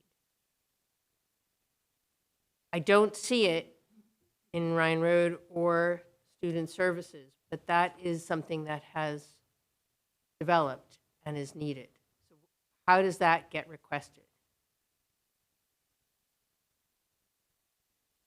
In my understanding, there was not a request for a therapeutic program unless I'm not using the right language. There was some ads for the RISE program, as you indicated. But I don't believe we added anything for for a specific therapeutic program. Okay. So if there is one needed, you know, at this point, what would we do? So, Member Mahoney, I know that on April 6th, Director Holloway will be breaking down the special ed budget, and that could be a question for him. But specifically, I think it was a determination of whether they had enough students that they could place in that program, and that there was a redistribution of the caseload of the special education teachers who are currently in the building. So last year, we actually added an additional special education teacher to Ryan Road. So it's poised in position to be able to run the program if so designated to run.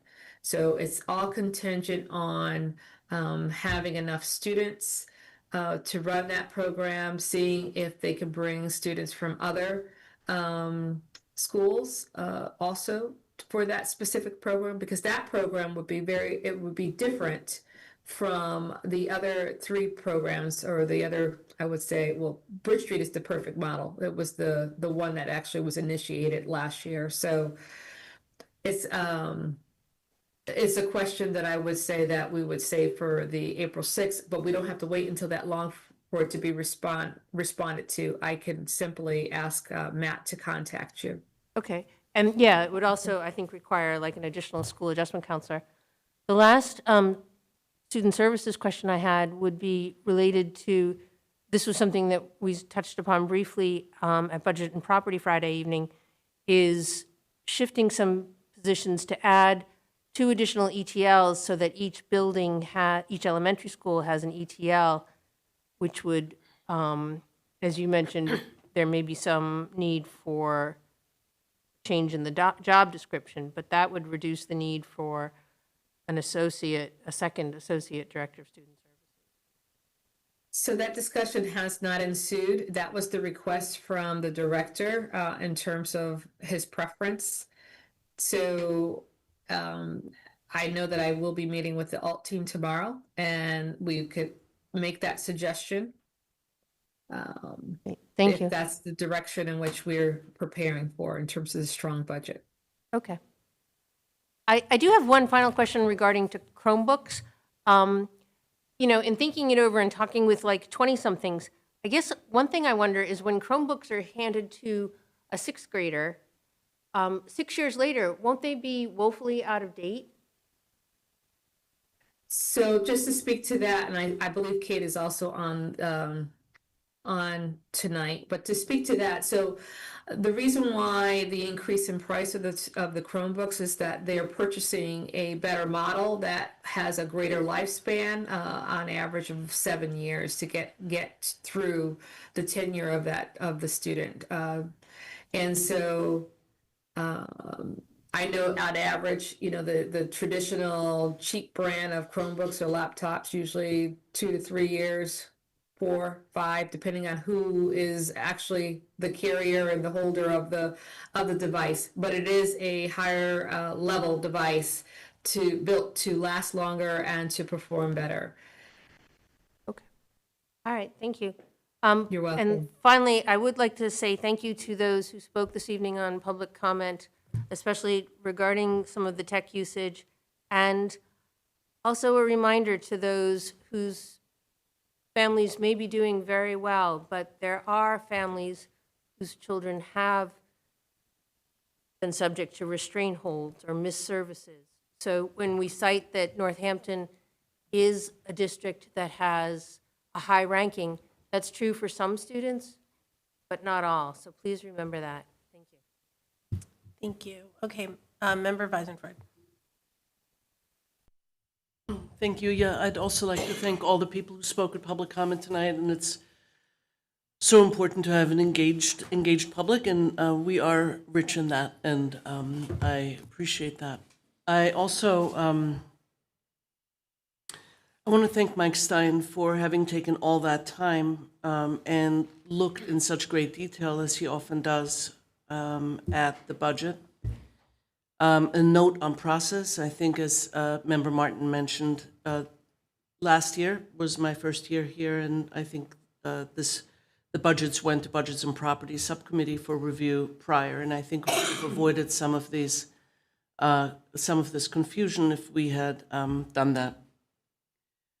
So, you know, I'm concerned about this numbers issue. This is a public document, and we're either looking at significant inaccuracies or information that is inconsistent or contradictory and or not clearly explained. And this data really goes to the heart of the matter, and we really can't properly deliberate without it. So I would like to make a motion that the superintendent bring back accurate and clearly explained staffing numbers, and also numbers where building profiles are aligned with the larger budget.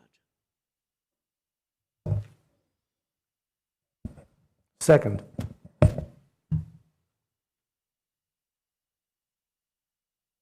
Is there any, there's a motion and a second. I would say it's part of the budget process to get clarification on numbers that are unclear. So you don't think a motion is needed? I don't.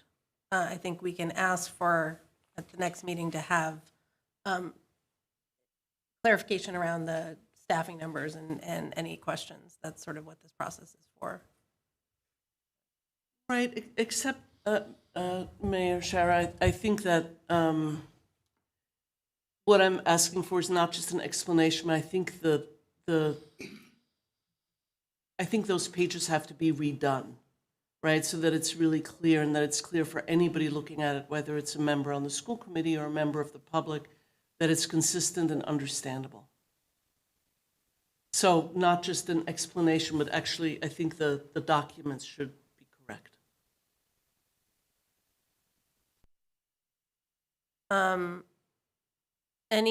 Dr. Bonner, would you like to respond? No, but I just, for the record, because there was misinformation last year, especially since I was the one who presented. Since I've been in the district, I have not preliminary presented the budget to Budget and Property. Budget and Property tells me how they would like the document to be delivered, and they also share in terms of the fact that they wanted the 3 different versions of the budget, but there has never been a presentation of the upcoming fiscal budget to a subcommittee. It goes to the full body, the school committee. So I just wanted to preface that. And in terms of the request, I will be working with my team to make sure that we can get some accuracy in our numbers. Okay. Member Reese? Oh, no? Your hand was up and then, okay. Is it to this motion? Yes. It's not. It's not to this motion. I just have some questions as well, so that's why I was just sort of waiting. Okay, got it. Member Stein. Yeah, I actually think we do need to pass motions and make things clear about the intent of the body. And I don't want to waste time with this, but, you know, at last week's city council, there was again this idea that if you're just nice, you'll get the answers. And I can tell you, as someone who has asked a lot of questions throughout the budget process, I cannot get the answers. So sometimes a vote is necessary, and even when we take a vote, recent memory, Ignite program, doesn't mean we get it. So I actually do think it's important that we do that if it's something we actually want to have.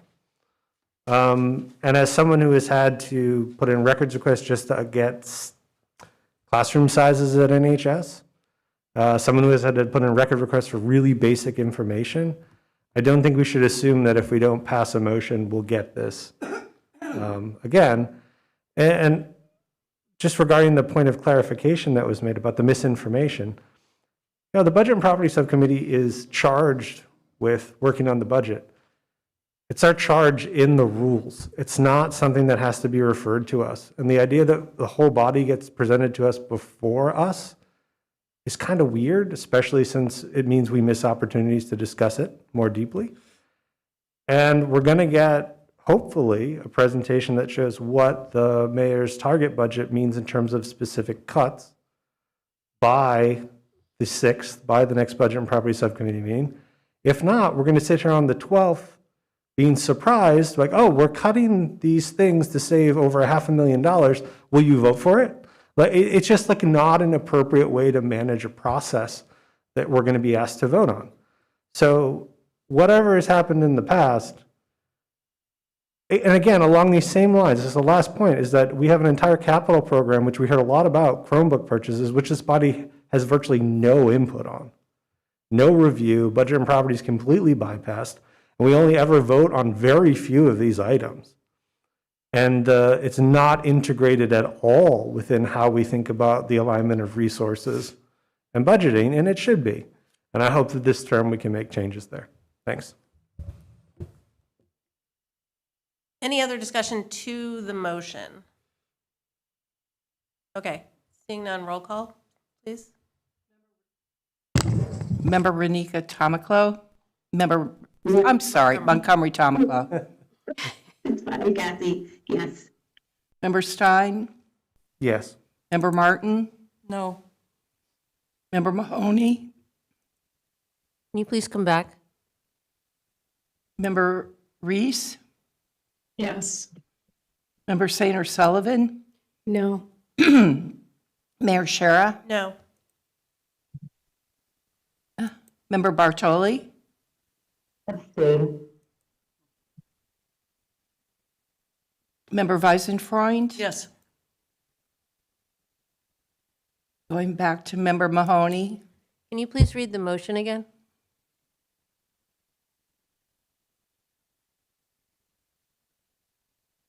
I have to go back here.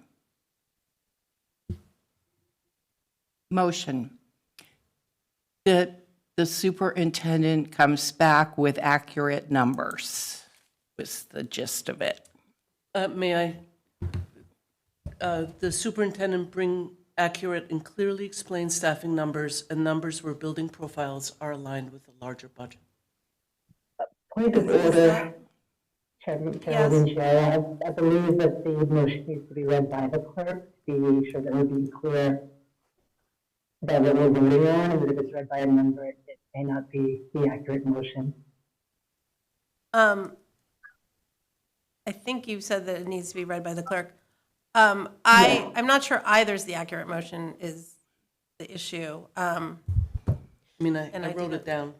It wasn't your motion. It was my motion. It was her motion. You made the motion? I thought I Member made Stein the made motion. Oh, apologies. In that case, if I still have the floor, Member Weisenfeld, could you read it, then Kathy, could you reread it, just so that we're clear? Member that Bartoli, we have it correctly? it's kind of hard to understand you. I don't know if you're too close or too far from your mic or.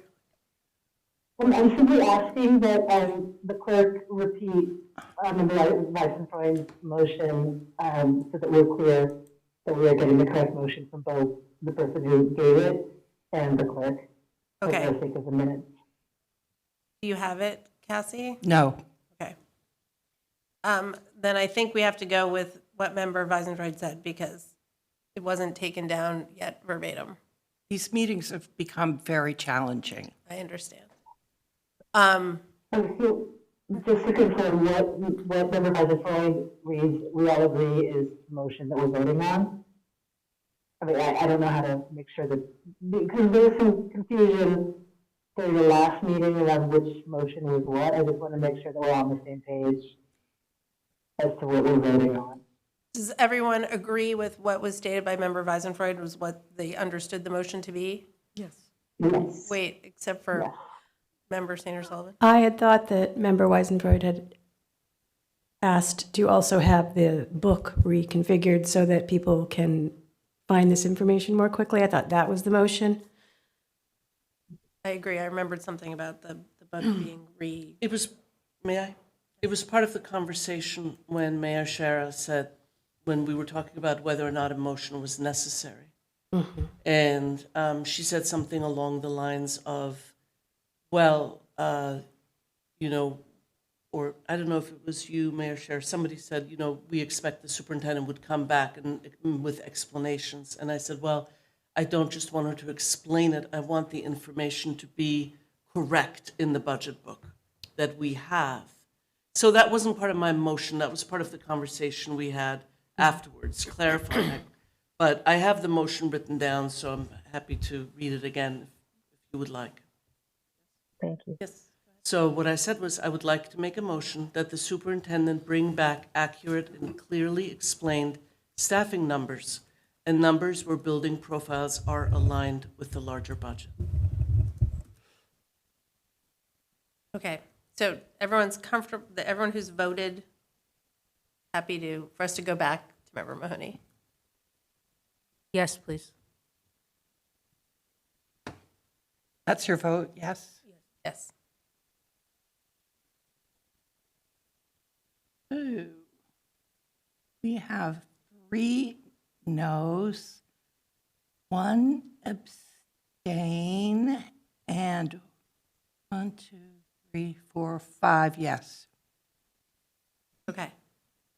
The motion passes. Moving, so back to questions. Member Reese, now I can go to you. Yes, thank you. So I'm just going to stack my questions, even though they're from different parts. One is, can you direct me to where, and if it exists, a line item for the Ignite programs for the new software that's going to have to be implemented for paying and registration? Is that in here? And if so, what's it called and where is it? Anyone knows? Do you want all the questions at once, Dr. Bonner, or? You can do them all to me at once, that's fine. Okay, all right, so that's my first one. Where is that item? And I'd like to know where it is and how much it is and how much has been allocated and how to find it. I would like to know the volleyball request. Is that a recurring expense every year, or is there a certain setup cost built in? I just wasn't sure. Is it going to be $40,000 every year, or is that just the initial output and then it's less year after year? I wanted to bring up the notion that there will probably be some consequential expenses to the cell phone ban, and not just yonder pouches, but for example, students have requested clocks. So probably also, I'm guessing that some of the high school students are also using may need calculators and things like that. And I just wonder if there's a spot for that, or just I want to shine a little light on those potential expenses that could crop up very quickly after the phones are taken away. And then the last thing is just a document thing, which is that for the LEADS extended budget links, I didn't have access to those. I don't know if that's just me or if other folks are also not able to open those. That's it for now. Okay, so first of all, there is no line item for the new software. That will have to come out of the revolving account once it's determined as to what we're going to go with. However, let me pause with that. Bobby, the current software that's being used by the LEADS program, which I know that LEADS pays for, is there a line item for that? No, it comes out of the after school account. So no to that first question. The volleyball one, that is initial setup. And then once it's established, there hopefully the revenue that comes in terms of pay for play and the programming will be able to sustain that program. With the exception of paying for the coaches each year, which would be in the athletic line. Okay. All right, and then the cell phone ban. So in terms of the additional costs around devices that would have to serve in place of the cell phones. So, schools do get supply lines and they could make those purchases. I'm hoping that there's already some sets of calculators and other things because not every child uses their cell phone. So I'm assuming that you're thinking of things such as clocks, timers, Like hallway clocks, which usually need like a guard, and they're not inexpensive, I think, to do school-wide. Yeah. So, but yes, so that would be additional cost that was not considered. It would have to come out of the supply line. Okay. And then just following up for the Ignite program, that software, can you clarify where that money would come from? So it's that out of the. So you all will, I just briefly about the after-school programming. So right now, we are trying to hire the director, so that they would start in this fiscal year, and we would use some money from that revolving fund. And so whatever revenue that comes in will help to offset the purchases of things such as the software programming, the startup costs for those programs. And you'll see in the strong budget that we actually put in salaries for the site coordinators as well as the startup. We put in $20K for each of the sites for that initial startup so that we would not drain that revenue account for the first year. Having something while we are registering families. Thank you. So does that mean that the new system won't be up and running until it's producing revenue? That's not necessarily, no. We would purchase that system somehow and then offset it with reimbursement from whatever, or we use the revenue account that currently exists for Leeds to purchase that, because Leeds would also use the same program. It'll be one platform for the full district. That integrates scheduling and. Correct, right. It would not be one for each site. It would be one for the full district. Okay. And so right now we are looking at some different platforms, but we have to get it vetted through our IT as well as our auditor to see that it's usable in our platform. Okay, thank you. Okay. All right. Okay. Anyone else who hasn't asked any questions or spoken yet? Member Stein can go. I'm going to wait. Well, I have a couple of questions that I'll ask then. First, I want to note that the city budgets, each departmental budget does, it names every employee. So unlike the school budget, which doesn't name an employee, it gives the name of the employee and their salary.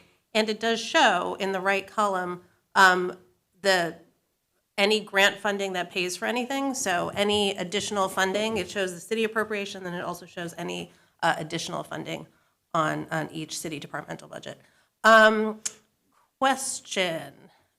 If we go back to that first page you showed us, Dr. Bonner, for Bridge Street, so the first page in that cost center, so the very first line, principal, under general fund FTE FY27, so the far right column. Okay, let me see if I can get it right. If I can get it, there we go. So the far right column. Yeah, YNA.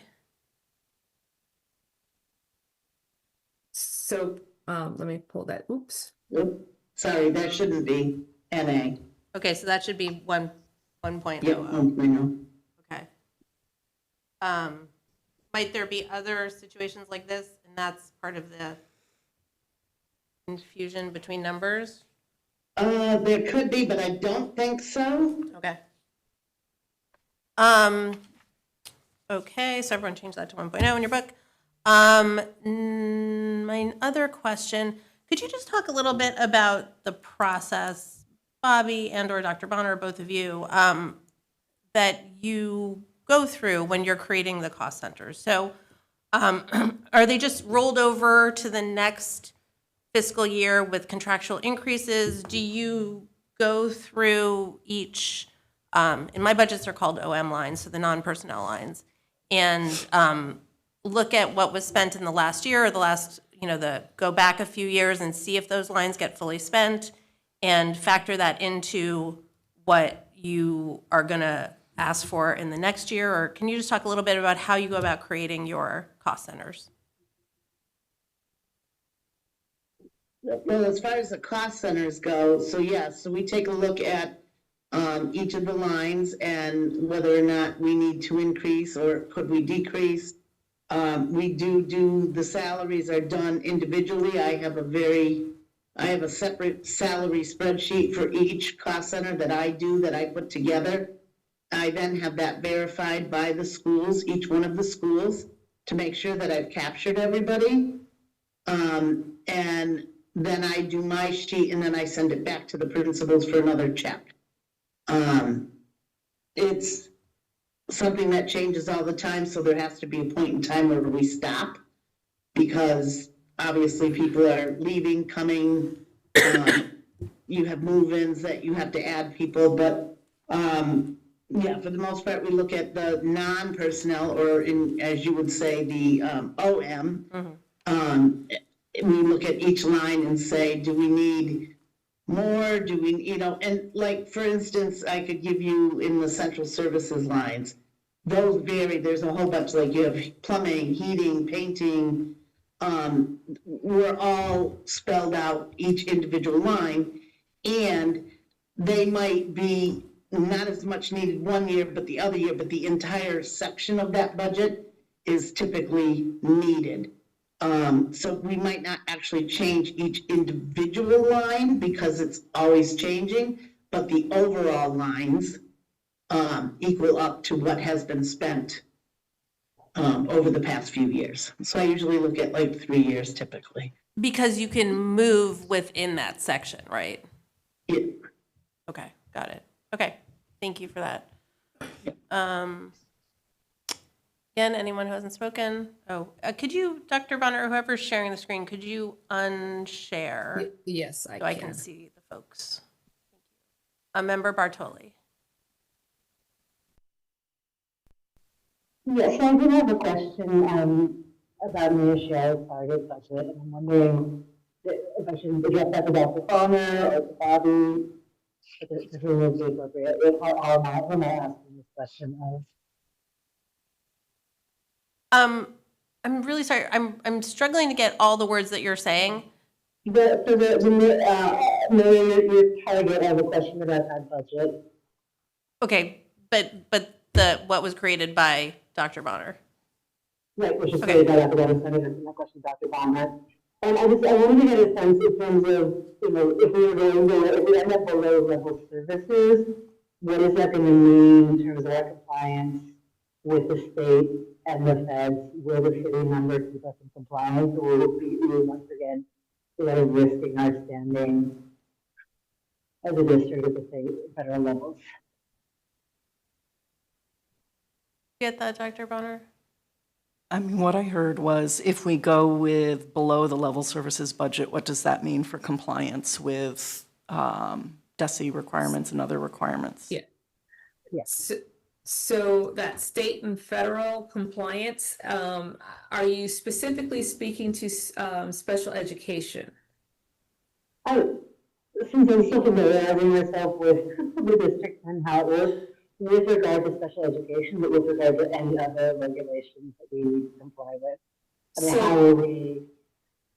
The level service budget would not affect any out of compliance issues. We and when you talk about the city target, so with the city target, that's going to require us to reduce our current level services by approximately $563,000 or $564,000. And so we are, we will be, and I say we, the alt team, will be working together in terms of what are we recommending of what those positions would be. Those decisions are based upon making sure that we meet our compliance and obligations to our students who have IEPs. So that is definitely there. that is a consideration when we go through the process of determining where are the cuts going to go. And so right away, we know, even for level service, we won't be looking at anything that has been requested that's new unless it's required to meet those compliance issues. And then we would have to figure out what do we switch out that we currently have in the budget to make it work. And so that is a process that will be occurring over the next couple of weeks so that we can have this for the April 9th. And as I expressed in the budget and property meeting the other night, when the request was April 6th, I said, I will try and make an effort, but the promise comes with April 9th. Because I have to meet with the principals, we have our conversation, department heads, and then we go back and forth, and we want it to be an equitable process. And this is something that we've been doing over the course of the years, and schools, particularly the high school and the middle school, have really taken significant reductions as opposed to the elementaries. So we will be having those conversations over the next few days to have some recommendations for this body if we have to go, if we have to make reductions. So hopefully that answers your question. So no matter what, we will be in compliance. That I think that's the main question that you're asking. No matter what, we will be in compliance at both state and federal level. Whatever DESE has dictated to us, we will be in compliance with it. Okay, but that said, we will have to make some difficult decisions as to how to put us into compliance based on whether we have the local services or the mayor's target as opposed to the strong. Yes. Okay. Yes. Thank you for answering that question. Okay. I'm going to try a point of privilege and ask for a 5-minute recess. Oh, that would be wonderful. Okay, we're going to recess for 5 minutes and coming back around 7:40. Thank you. Thank you.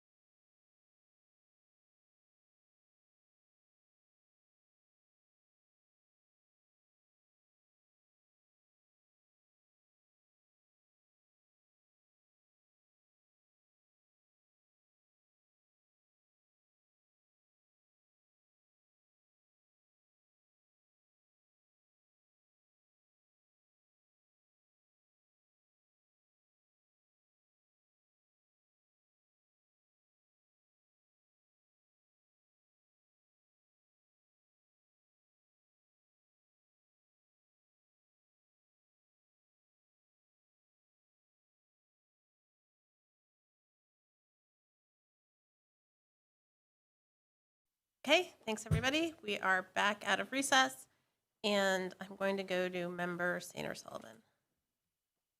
Thank you. So I want to quickly, before I ask a question, go back to what Member Rice was saying about increased expenses associated with the cell phone ban. And I had heard that there might be funding on the state level when these programs roll out on a state level to cover some of this. I don't know what would be covered, but I would encourage Member Bartoli to speak with Senator Comerford about possible funding to cover some of these expenses that are going to come up around the cell phone policy. So that was the first thing. And then my question is, because it's really important for me to understand our budget in all sorts of contexts, but in this one, I want to ask, if the strong budget were funded in FY27, what would the NPS budget look like in FY28, FY29? Okay, say it one more time. If the strong budget were funded in FY27, what would the budget for the Northampton Public Schools then look like in 2028 and 2029, based on costs ever rising and the unknown as far as federal and state contributions, and where we find ourselves, not just as a community, but as a nation, in the unknowns of what's going to come at us in the next few years. So I know that's a loaded question, but it's another way that I need to think about all of this. Okay. Well, yeah, the unknown parts are obviously hard to answer, but so the strong budget proposes that the NPS budget increases by 6.7 million over the current fiscal year FY26. So that would require us to use a projected 6.2 million in reserves for FY27, and then puts us at an estimated deficit of 7.7 million in FY28. So in order to cover that 7.7, we couldn't just use reserves because there wouldn't be enough. So and then the deficit would be larger the following year. So you're looking at a minimum of a $10 million override to cover that deficit, and for it to then last, not just need another override the next year, but have it last at least 3 to 4 years before another override would be needed. Does that answer your question? So there's not, and even if you pooled all of the reserves, there are not enough reserves. This year would be, over the next 2 years, you would drain all the reserves and you would leave a hole that would then need. Leave a hole in the public school budget. No, in the entire city budget. For the entire appropriation. So just to put it in context of like the level service budget right now. So right now, our total projected new revenue for next year, FY27. So that includes everything. So that's tax revenue, that's including excise tax, that includes new growth, is 4.6 million. And the level service budget increase is 2.96 million. Health insurance is $1 million. So if you add up just health insurance and the level service MPS budget, you're at 3.96 million. So that leaves just a little bit short of 700,000 for everything else, including meeting contractual obligations for every other city department and state assessment increases. We have a net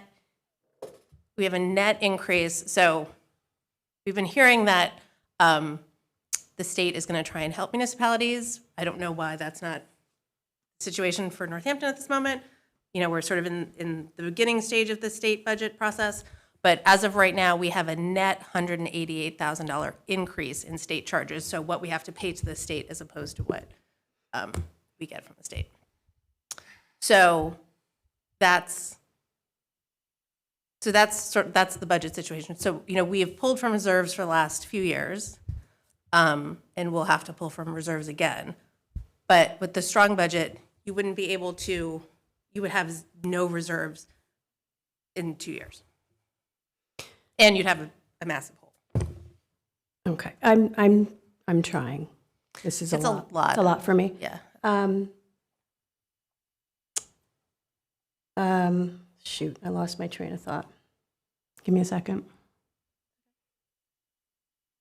And the city finance director, Director Nardi, I think is on Zoom too, if you have other questions. I'm going to put my hand down. I already put it down, but I might raise it again. Just- Okay, so I think everyone's spoken at least once. Is that right? Seems right. Okay, back to Member Stein. Oh, not Member Montgomery Tomco. I don't believe you have, but I don't see a hand, so. Sorry, go ahead. Member Montgomery Tomco, did you want to speak? No, I said like the only thing that I had, everyone had covered the questions I had about the extras in the budget, so I'm fine, thank you. Okay, terrific, thank you. Okay, back to Member Stein.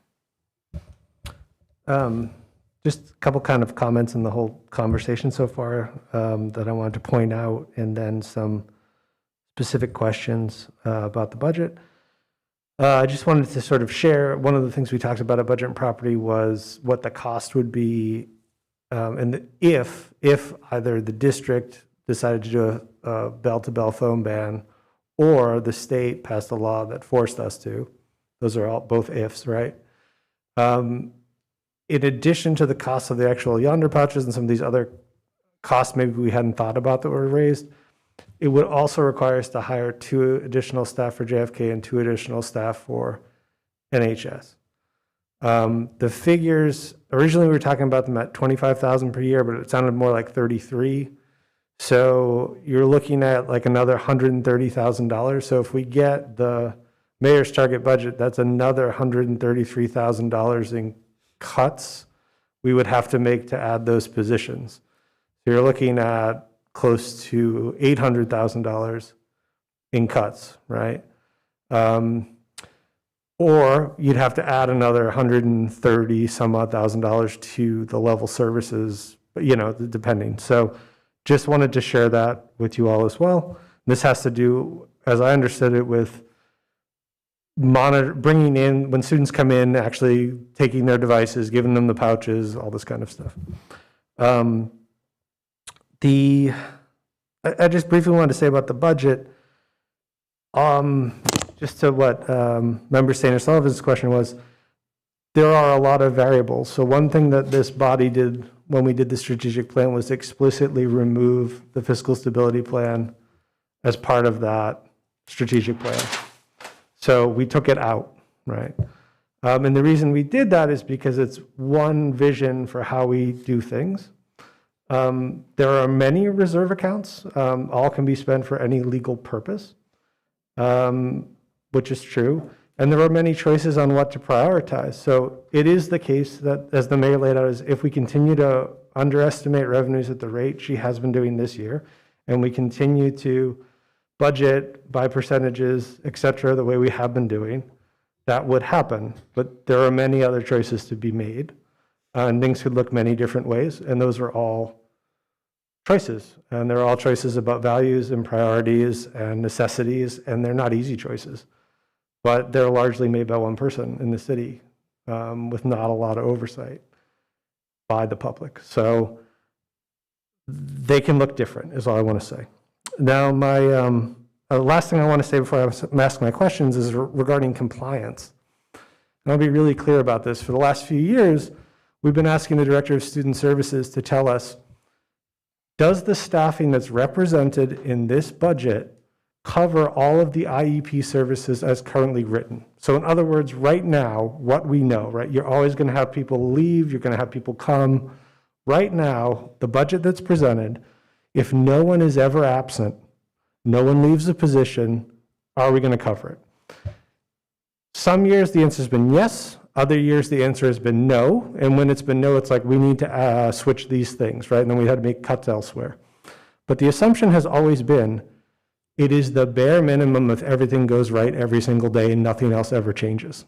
That has been what we're talking about with compliance. And when the DESI findings came out, they said to us, it's an operational reality that people get sick. It's unacceptable that that is the level at which you are doing this because your obligation is greater than that. They didn't really force us to do anything besides the tracking, right, which is also showing us this problem in stark relief. But when we talk about compliance, that's really what we're saying. Like, on paper, if everything's perfect, and based on what we know now, we're good, allegedly, right? This year has proven to us what that actually means in practice. And the other piece I would say to it is, again, we said we had the whole question about the denominator. The denominator is how you know whether or not your staffing can meet the needs.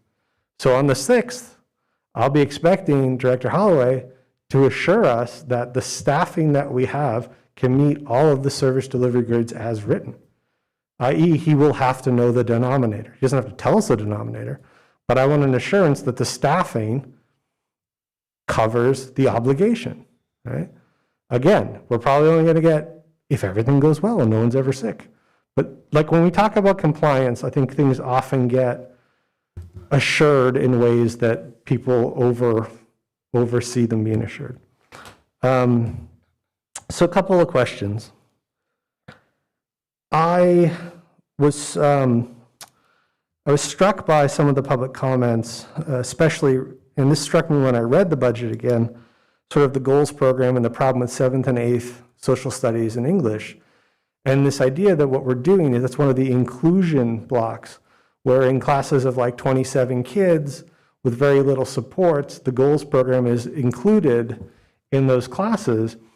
And in the request in the budget, it says we need another special education teacher for the goals program. Particularly, we would prefer someone with the autism designation and high needs specialty. So that is something that we will not get if we have level services or the cuts, right? Like, so how are we actually doing that program? And what does it mean to have a program like goals if we don't have the staff with the knowledge necessary to actually operate it?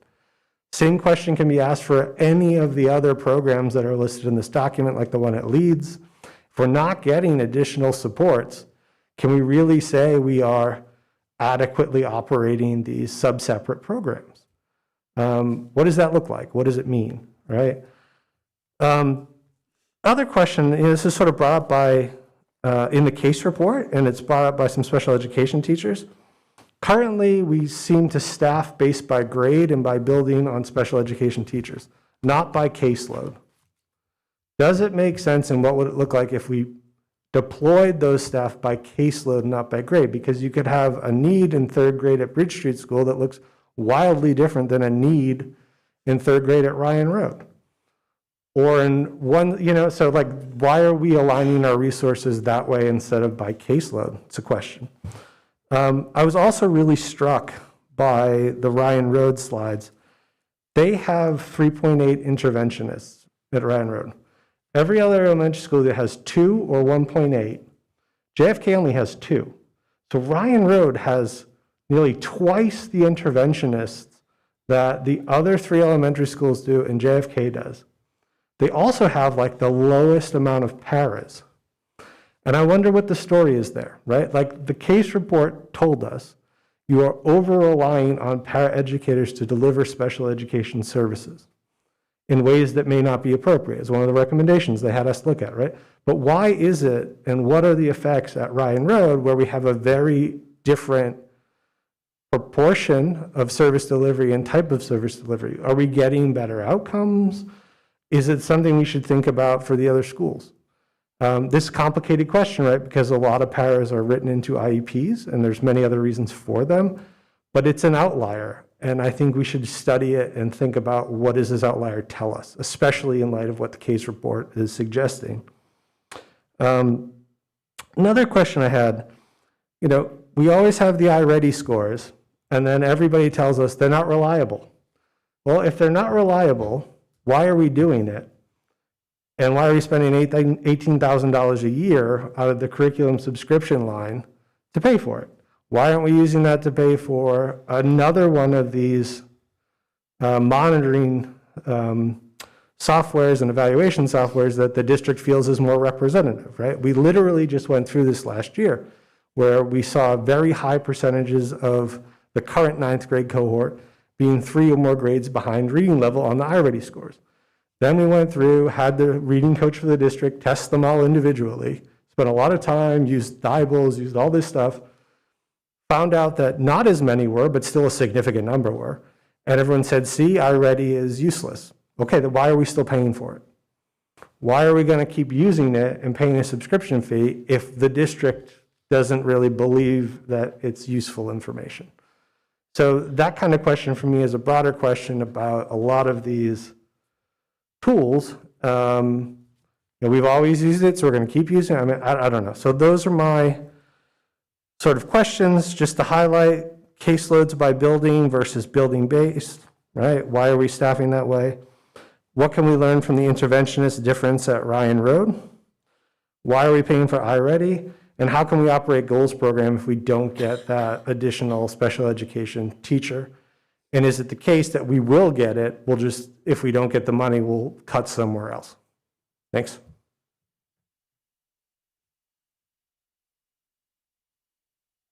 Dr. Bonner, do you have any responses to that now, or? Oh, no.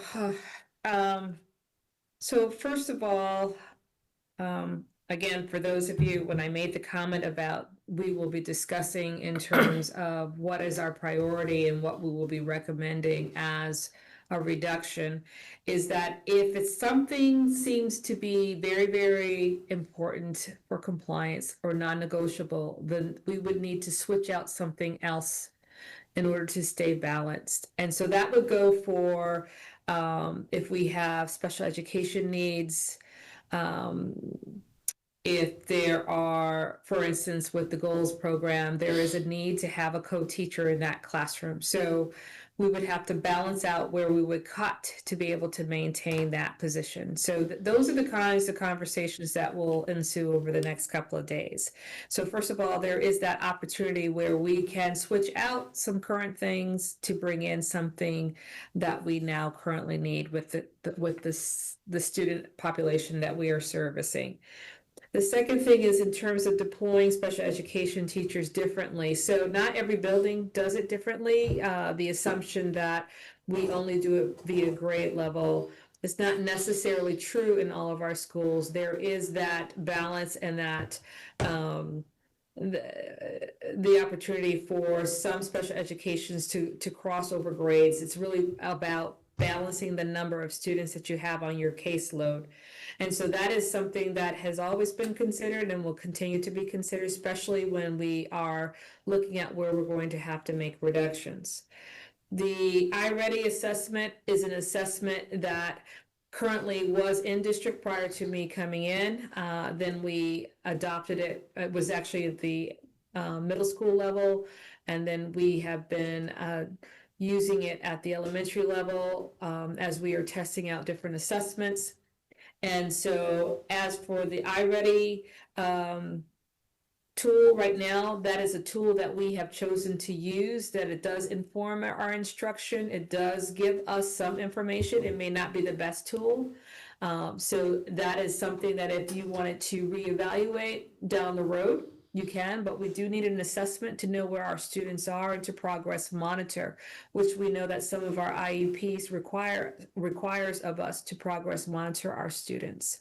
So that's the assessment that has currently been used. And let's see. Non-negotiables, deploying special ed. Is there anything else? Because there was a lot of statements in there, not really questions. I think I've covered them all. Okay. Yes, there was a question regarding the interventionist versus paras at Ryan Road and what we might be able to draw. That is, again, that was something that the principal over maybe 4 years ago actually advocated for her building based upon the needs of her students. And so, yes, they do have an additional interventionist. So when we review in terms of equity across the district, and that might be a position where we're looking to reduce. Okay, and I'll just say, so the city is not underestimating revenues. We've been increasing our revenue projections, and this year they are over 90% of our FY25 actuals. So the Department of Revenue very strongly recommends not going above 90%. And then our preliminary estimate for FY27 is significantly more over that 90% recommendation. So that and pulling from reserves is the main way that we've been able to have these big increases to the school budget. Member Martin. Thank you. I have a lot of questions, and so I'm going to do them one by one because it's too much. But I also just want to say, because I got right into a discussion around the issues you were bringing up around staffing before, and I don't know who, besides this one person who has stuck out with us here and a few people online. You know, again, thanks to all the public for your comments and your attention. It is, sorry, that's my kid. She always gets through. Send her away. And for the folks online, you know, your attention and your comments are super important, and I appreciate that so much. And also to Dr. Bonner, to Bobby and Cassie as well. I know you're working extra hard right now, and it's really tough, and we're asking a lot of questions and asking a lot of you. So thanks for hanging in with us, and especially because there are so many of us who are new. You know, you're having to support us at a higher level than hopefully next year, when 2 of you, 3 of you won't be here. So like, it's a sea change, and that makes this all harder. That's just true. And that's unfortunate because our kids really deserve, you know, people who are at the top of their game. But here we are. I also do want to just make a broader comment around Northampton and Massachusetts rankings. Like, it's all relative. I mean, public education has been defunded for decades, and more some places than in others. But I don't put a lot of stock in rankings. You know, I just put more stock in, like, what's the experience of the people in our district and the students in our district and the families in our district. And yeah, for sure, for some families, things are great. And then for some families, they really aren't. And we do have a lot of evidence of that. And, you know, we want the very best for every single student in our district. And I know that that's true for everybody in this city, but I do think the really hard conversations about how do we make that happen, you know, just have to happen in ways that we haven't succeeded yet, you know, because there are choices, as folks have said, there are choices to be made, and we just have to really look at what our values are, and certainly I'm here because of, you know, thinking that our children are our primary responsibility as a community.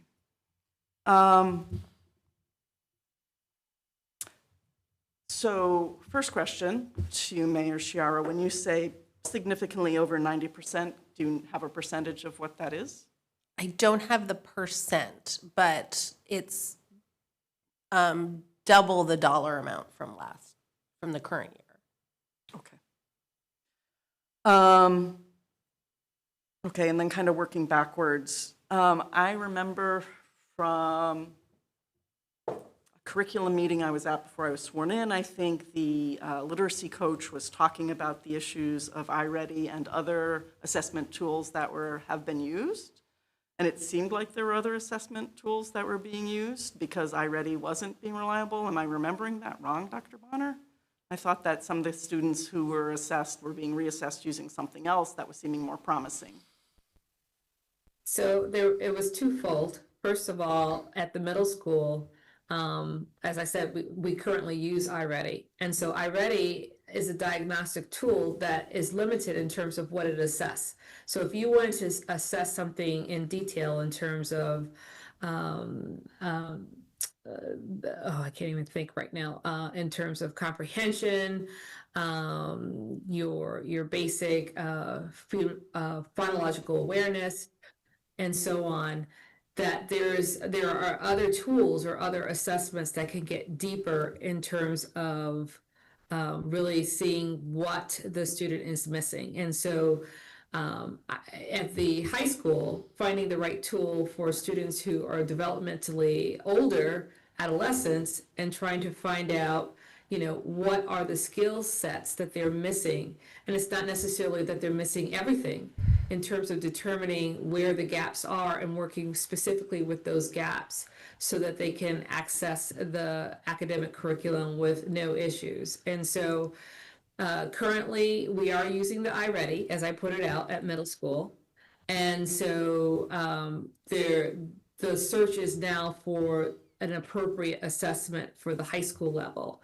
And then once you're informed of those needs, addressing those needs, specifically either through intervention means, resource means, differentiating the curriculum and so on.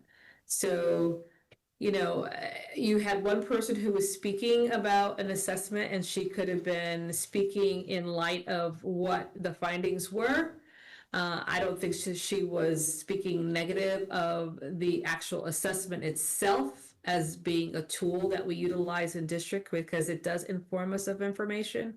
But again, this is a question to maybe go deeper at your curriculum subcommittee meeting, and to really talk to Kate Mesmer in terms of the tools in which the district is currently using. I know that we are moving away from the iReady at the elementary level. We feel that there's better tools to make those assessments. So hopefully that answers that question. Maybe not, maybe so. It's a good start. Thank you. Yeah, and I have to remember what Rachel stated at that last subcommittee meeting. She's very passionate about what she does for the district, and she's very good at what she does for the district. And so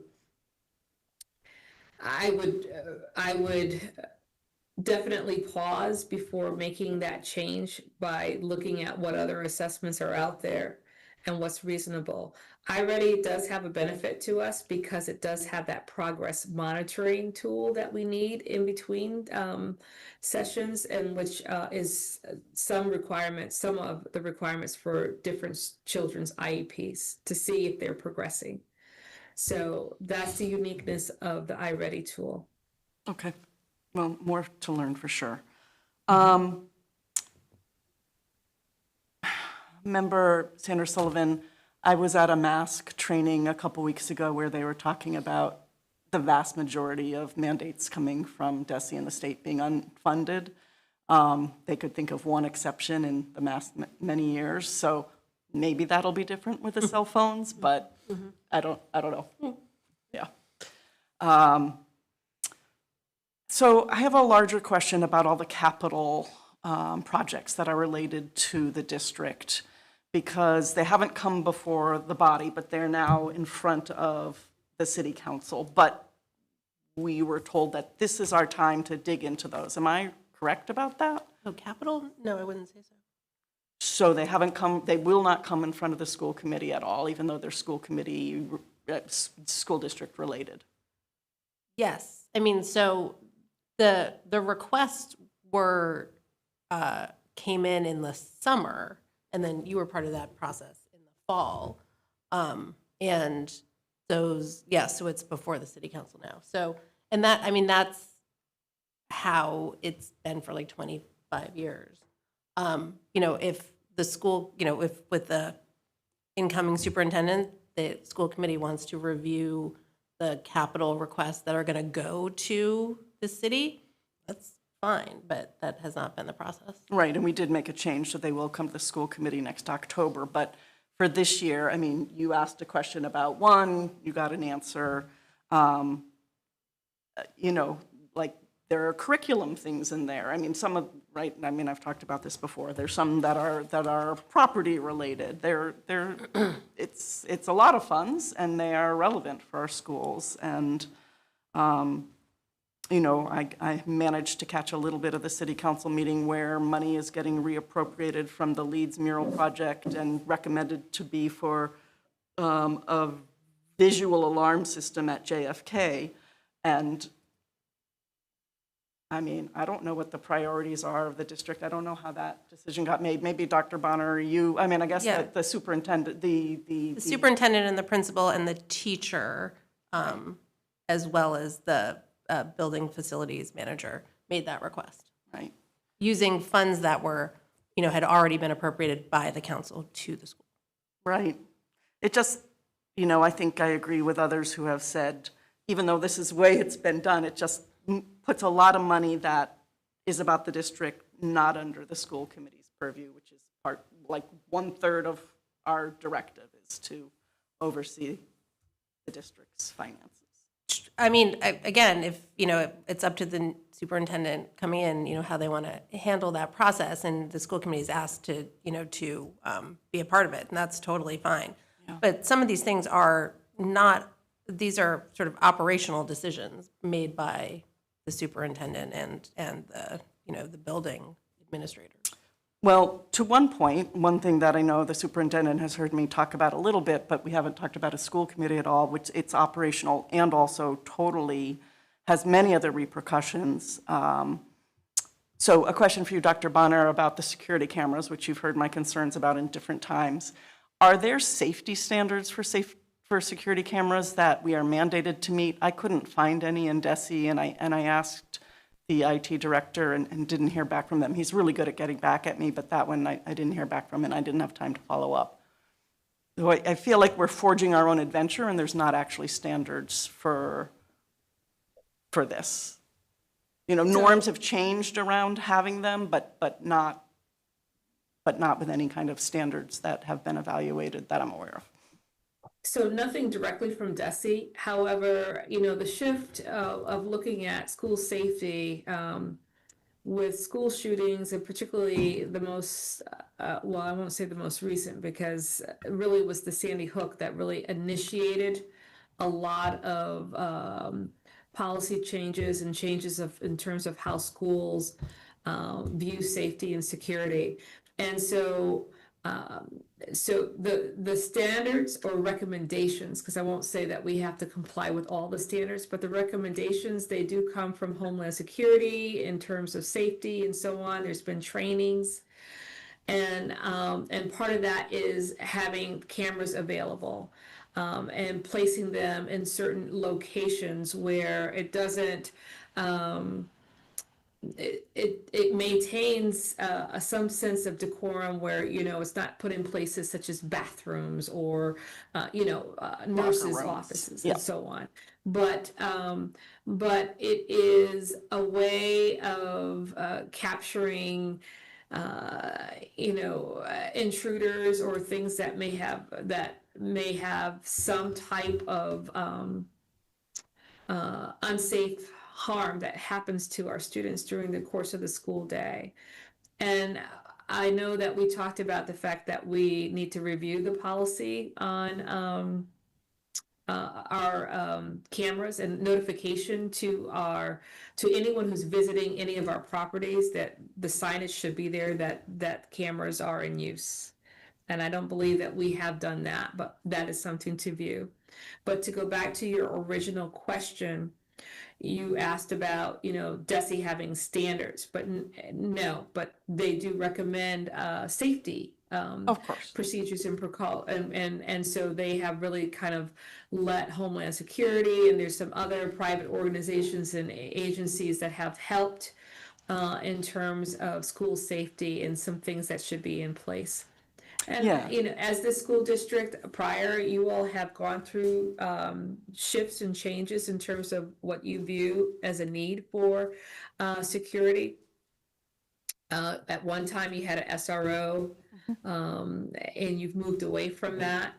The cameras are pretty old, so you've had those for a while. And so these are things that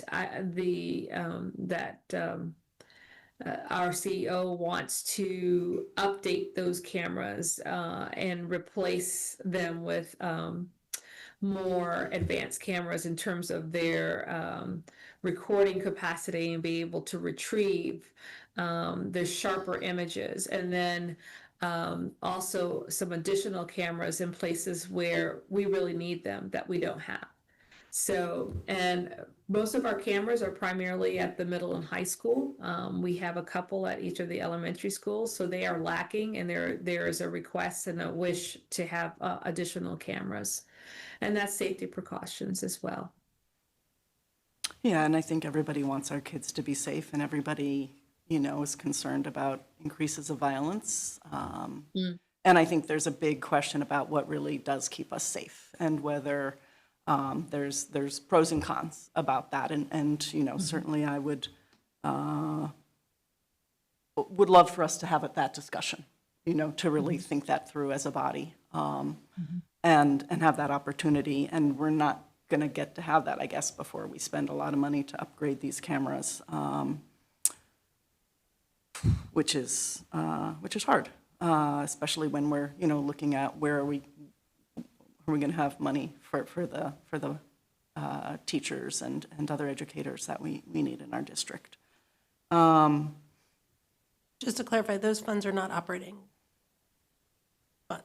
They're not general fund funds. Right, that's a bigger discussion too, right, is how we move money around in the city, for sure, which is not our purview at all.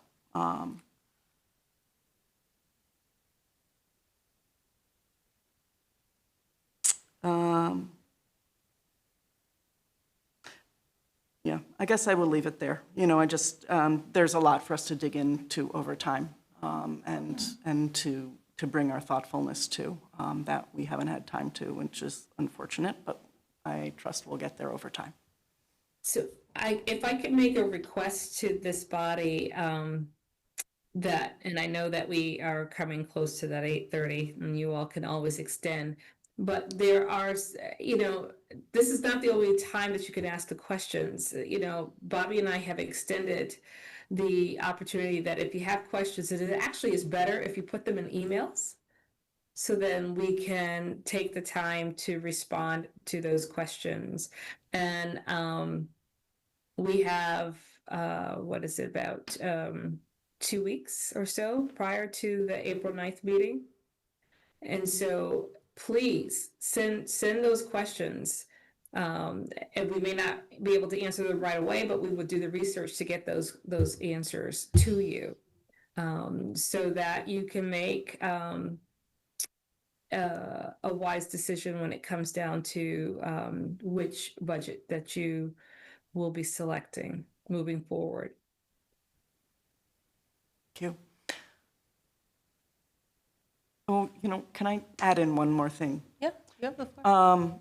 In terms of the distribution of special ed teachers and caseload, one of the learnings that I've had from one of our special ed teachers, who's a constituent and so has reached out to me, is that sometimes it should be not about students, but about service hours, because some students have very, very high needs and other students have fewer needs. And so really to have an accurate sense of where the need is, it's to look at service hours rather than actual numbers of students with IEPs, which makes sense to me, if that makes sense to others as well. I don't know how we integrate that, but seems like a good way to advance if we could. Thank you. I agree. I will share that with Director Holloway. Thank you. Okay, I'm going to go to Member Montgomery Tomaclo. Hi. So first, I agree with Member Martin about the oversight of the capital projects, and I would like to point out to this body that we do have the opportunity to ask a future superintendent if they would work with us when we interview candidates in the near future. So please keep that in mind. And also to the question about curriculum meeting that we had and the different assessments. So if memory serves me correctly, Rachel Nicholas was talking about a current assessment that they are piloting. If you could say out of Minnesota, that is more geared towards adolescent learners, because a lot of the current assessments are based more for younger students. And so this one is geared more towards middle and high schoolers. And they, apparently the upfront cost is, I believe, $9 per student. So it's easy to train teachers to do, and the teachers can do it themselves with not a lot of classroom time taken out. So I've noticed that is one of the options that they are looking at now. And also, like, I actually have to leave because I'm running late for another meeting, but thank you all for your time. Thank you.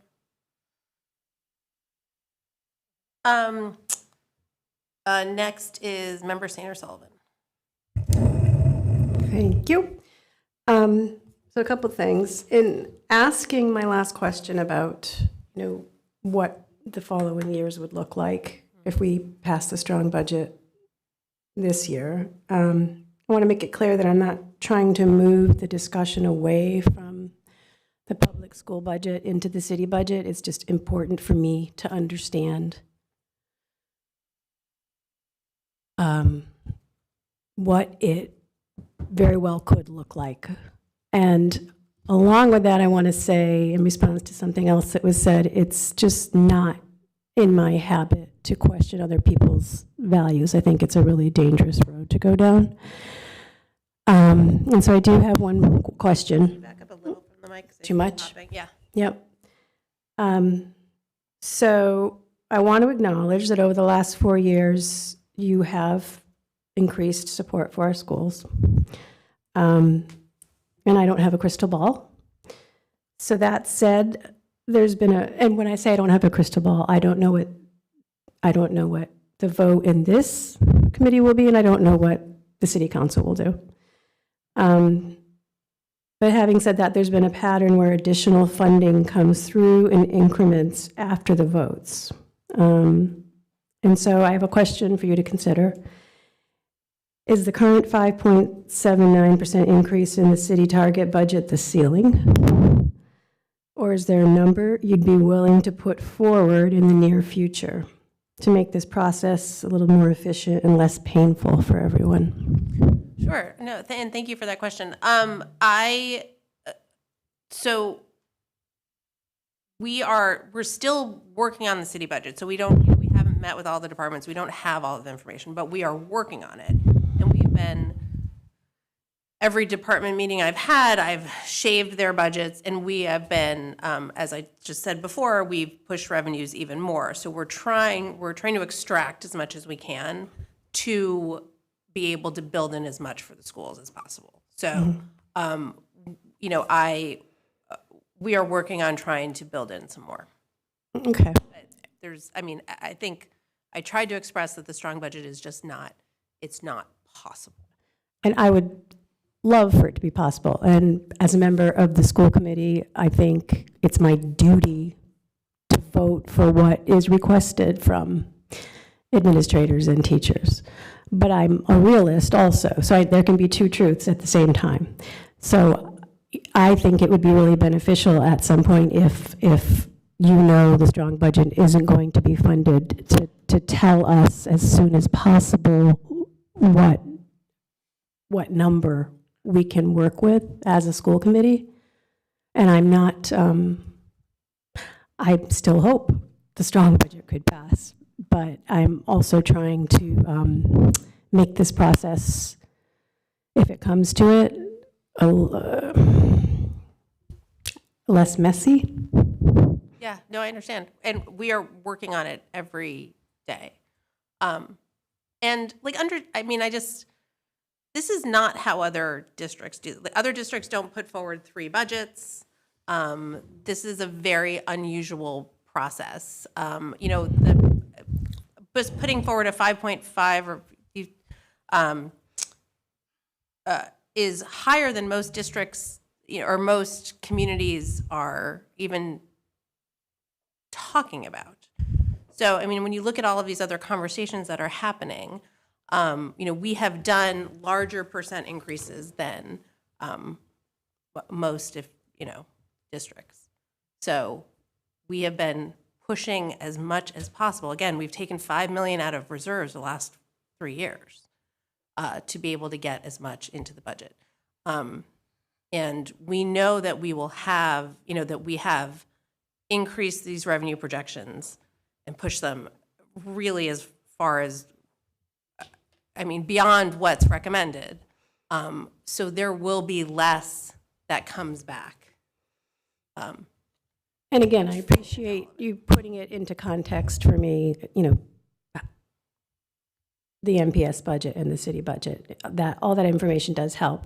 But I'm still going to go back to, you know, it would really be beneficial for us and the schools and the community, I think, to know sooner rather than later, if the strong budget isn't going to be funded, what we have to work with. Yes, and we, as I said, we are working on that every day to try and come back with a potential another number, and we will work to do that, you know, if we possibly can before the next meeting. We absolutely will. Thank you. You're welcome. Member Bartoli. Thank you. Can you hear me? Yes. Great. I have a statement and a question, and the statement is in response to Member Senator Sullivan's previous comment, which is that I, in my capacity as legislative liaison, I have sat down with. Wait, so I know I said I could hear you, Member Bartoli, and we can hear you, but it's. I think we're all struggling. I can speak slowly. Okay, yeah, we're struggling to get the words because it's not coming through very clearly. Okay. So in my capacity as legislative liaison, I have sat down with both Senator Comerford and Representative Sabadosa, and both of them have expressed to me that, you know, they love to hear from all the members of the committee. They love to hear what our needs are from the state, and so to communicate those with them. I will share more about this at our next full meeting, but please feel comfortable doing that, and just CCing me on any emails and the ones that I know. I can just keep on top with what is happening with the communications are with our legislators. So that's the first one. And then the question, Dr. Bonner, regarding the security cameras, where does the information that those cameras collect go to? Who monitors the images that are received from those cameras? Okay, so currently IT actually monitors those, and we don't keep them for long term. It's usually, well, it depends on the school. Sometimes it's maybe up to about 8 days or so. So not a long lifetime in terms of the records. Okay. So are they actively? I'm sorry. Go ahead. So unlike other documents that we have to maintain when it comes to those videos, we do not. It's a different requirement. And are the cameras actively monitored, or is it more a situation where if there's an incident that you refer back? It's more of a situation that if there's an incident, we actually try to retrieve. Okay, thank you. There's no one sitting monitoring a camera. Thank you. Mm-hmm. I see the floor. Okay, Member Weisenfried, I think is your second time speaking. So this has been a really interesting discussion, and I actually have a question for the mayor. And Member Senator Sullivan asked the mayor what would happen to school budgets and the city budget if the strong budget were to be passed. And you gave a really detailed answer about deficits, the need for overrides, et cetera. So my question is, since budgets are really just a proxy way to talk about what students and caregivers will receive, how will passing the city targeted budget impact children and caregivers this year and also in the next fiscal year or two? I'm not in charge of the operations of the school, so I can't. But you're the chair of the school committee, right? And our first responsibility is towards the well-being of children in our city. Okay. So I think that when we talk about budgets, it's not just a time to talk about money, but it's a time to talk about children. And so I think we should really talk as specifically about what the impact will be this year, next year, and the next year on children, not just on the budgets. And so I'd like to shift that conversation and ask you, and if you, and I mean, I'd be happy to hear from Dr. Bonner as well. Thank you. Dr. Bonner, did you have a response?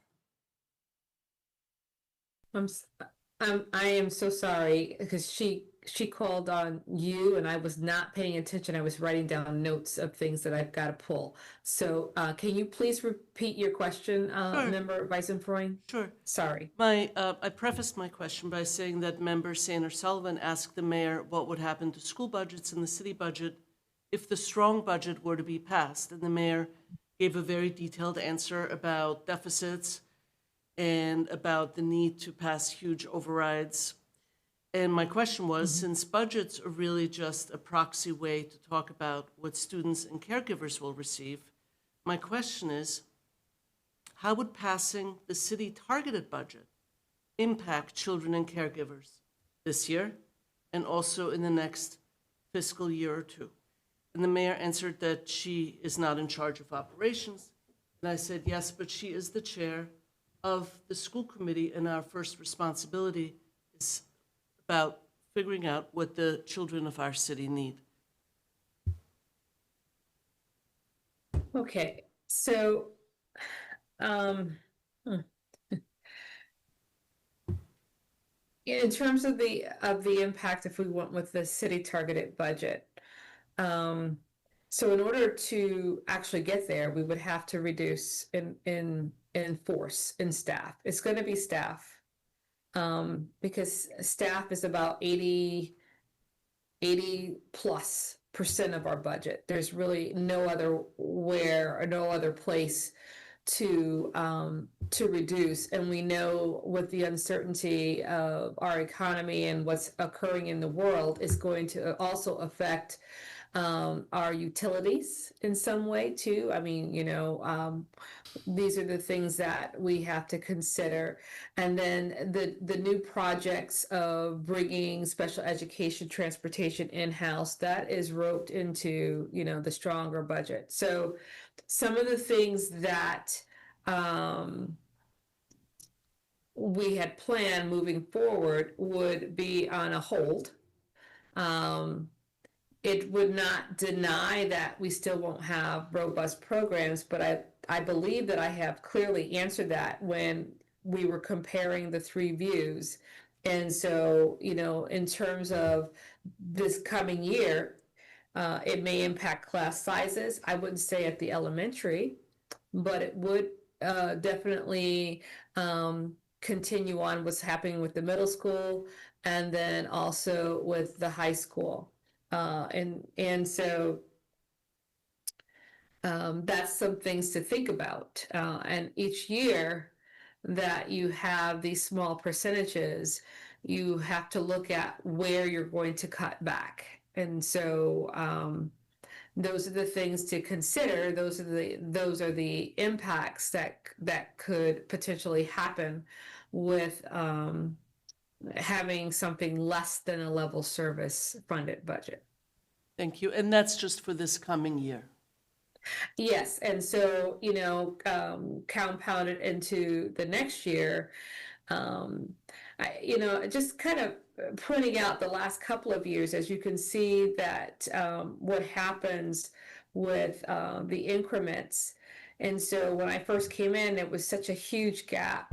And as we get through the years, that gap is actually getting less. It's getting less. We're not talking about we got to look how to cut 1.2 million or so on. And so with that, there's just so many factors that could affect what would happen in fiscal year 28, in terms of maintaining your level services. You're going to look close again to about 6 or 7% of an increase based upon what's occurring in our district, our obligations to our bargaining units, and then inflation. So there are so many factors that come in play. And so, but if I were to look at remove all those factors and looked at what we would have, you would begin to decrease because you're going to have less staffing to consider if you are reducing in force. So just consider that too. Thank you. Okay, anyone else before I move to a third round? Member Stein? Yeah, so just a few things. And I talked a little bit about this at Budget and Property, but I do think it's hard for a lot of the community to grapple with the idea that we're making record investments and we're also making like record cuts. And that every year, what is level services gets lower and lower and lower, and we keep cutting from it. And, you know, an earlier commenter said, you know, we're just like everybody else, but we're really not. The thing that distinguishes Northampton is that about $4.6 million over-reliance over a 4-year period on school choice account money, and then we fell off a cliff. We had to make a massive cut, right? The problem is we've only ever made up for, at that point, what was half the hole in the operating budget. And just like interest, compound interest over time grows, you never fill a hole. You're always running behind, no matter if it's 5%, 6%, 7%, which means you're looking at endless cuts. And it means your level services is always going to be degraded. So it can both be, we've never given more, and we're just setting ourselves up for endless cuts because we never raised the floor to make up for that cliff, which was not ESSER, it was not property taxes, it was not Chapter 70. It was a choice by the previous administration, right, not to build it in. And then when we fell off that cliff, we only like half corrected it. And now we're still reliving that all the time. So I mean, that's why we're in this situation. I want to say something about capital spending, right? And, you know, our current rules, right, say that the Budget and Property Subcommittee is charged with monitoring the financial aspects of all programs and long-range planning, as well as provide oversight of property. I can't understand an argument in which massive asks for capital expenditure and amendments and changes to our property are not talked about at that committee at all. It doesn't make sense to me. And I do feel like there was a long-time culture in the city to treat the superintendent like any other department head. They're not a department head that reports to the mayor, they report to us. And it's not enough to just say it's operational. We're going to make line item decisions on an entire budget, and we should at least be presented with the asks that are being given and have an opportunity to ask about the rationale for them and what was weighed. And I think that that falls squarely in Budget and Property. The other thing I want to point out, and this goes to the compliance piece, and that is that, you know, one of the findings we got from DESI was around our child fine policy, and it was very narrow. It was basically saying like, hey, your actual policy, the way it's written itself, is not in compliance. What they didn't really ask, and what we've never asked, is are our practices in compliance with a policy that is in compliance with the state regulations? And I want to read an email from a section of an email from the principal of the high school in response to former member Agna regarding the mid-year appropriation. Because I think it's particularly illuminating regarding our child find practices, something I got from a public records request. He says in part, the literacy needs of our students are quite concerning in many cases.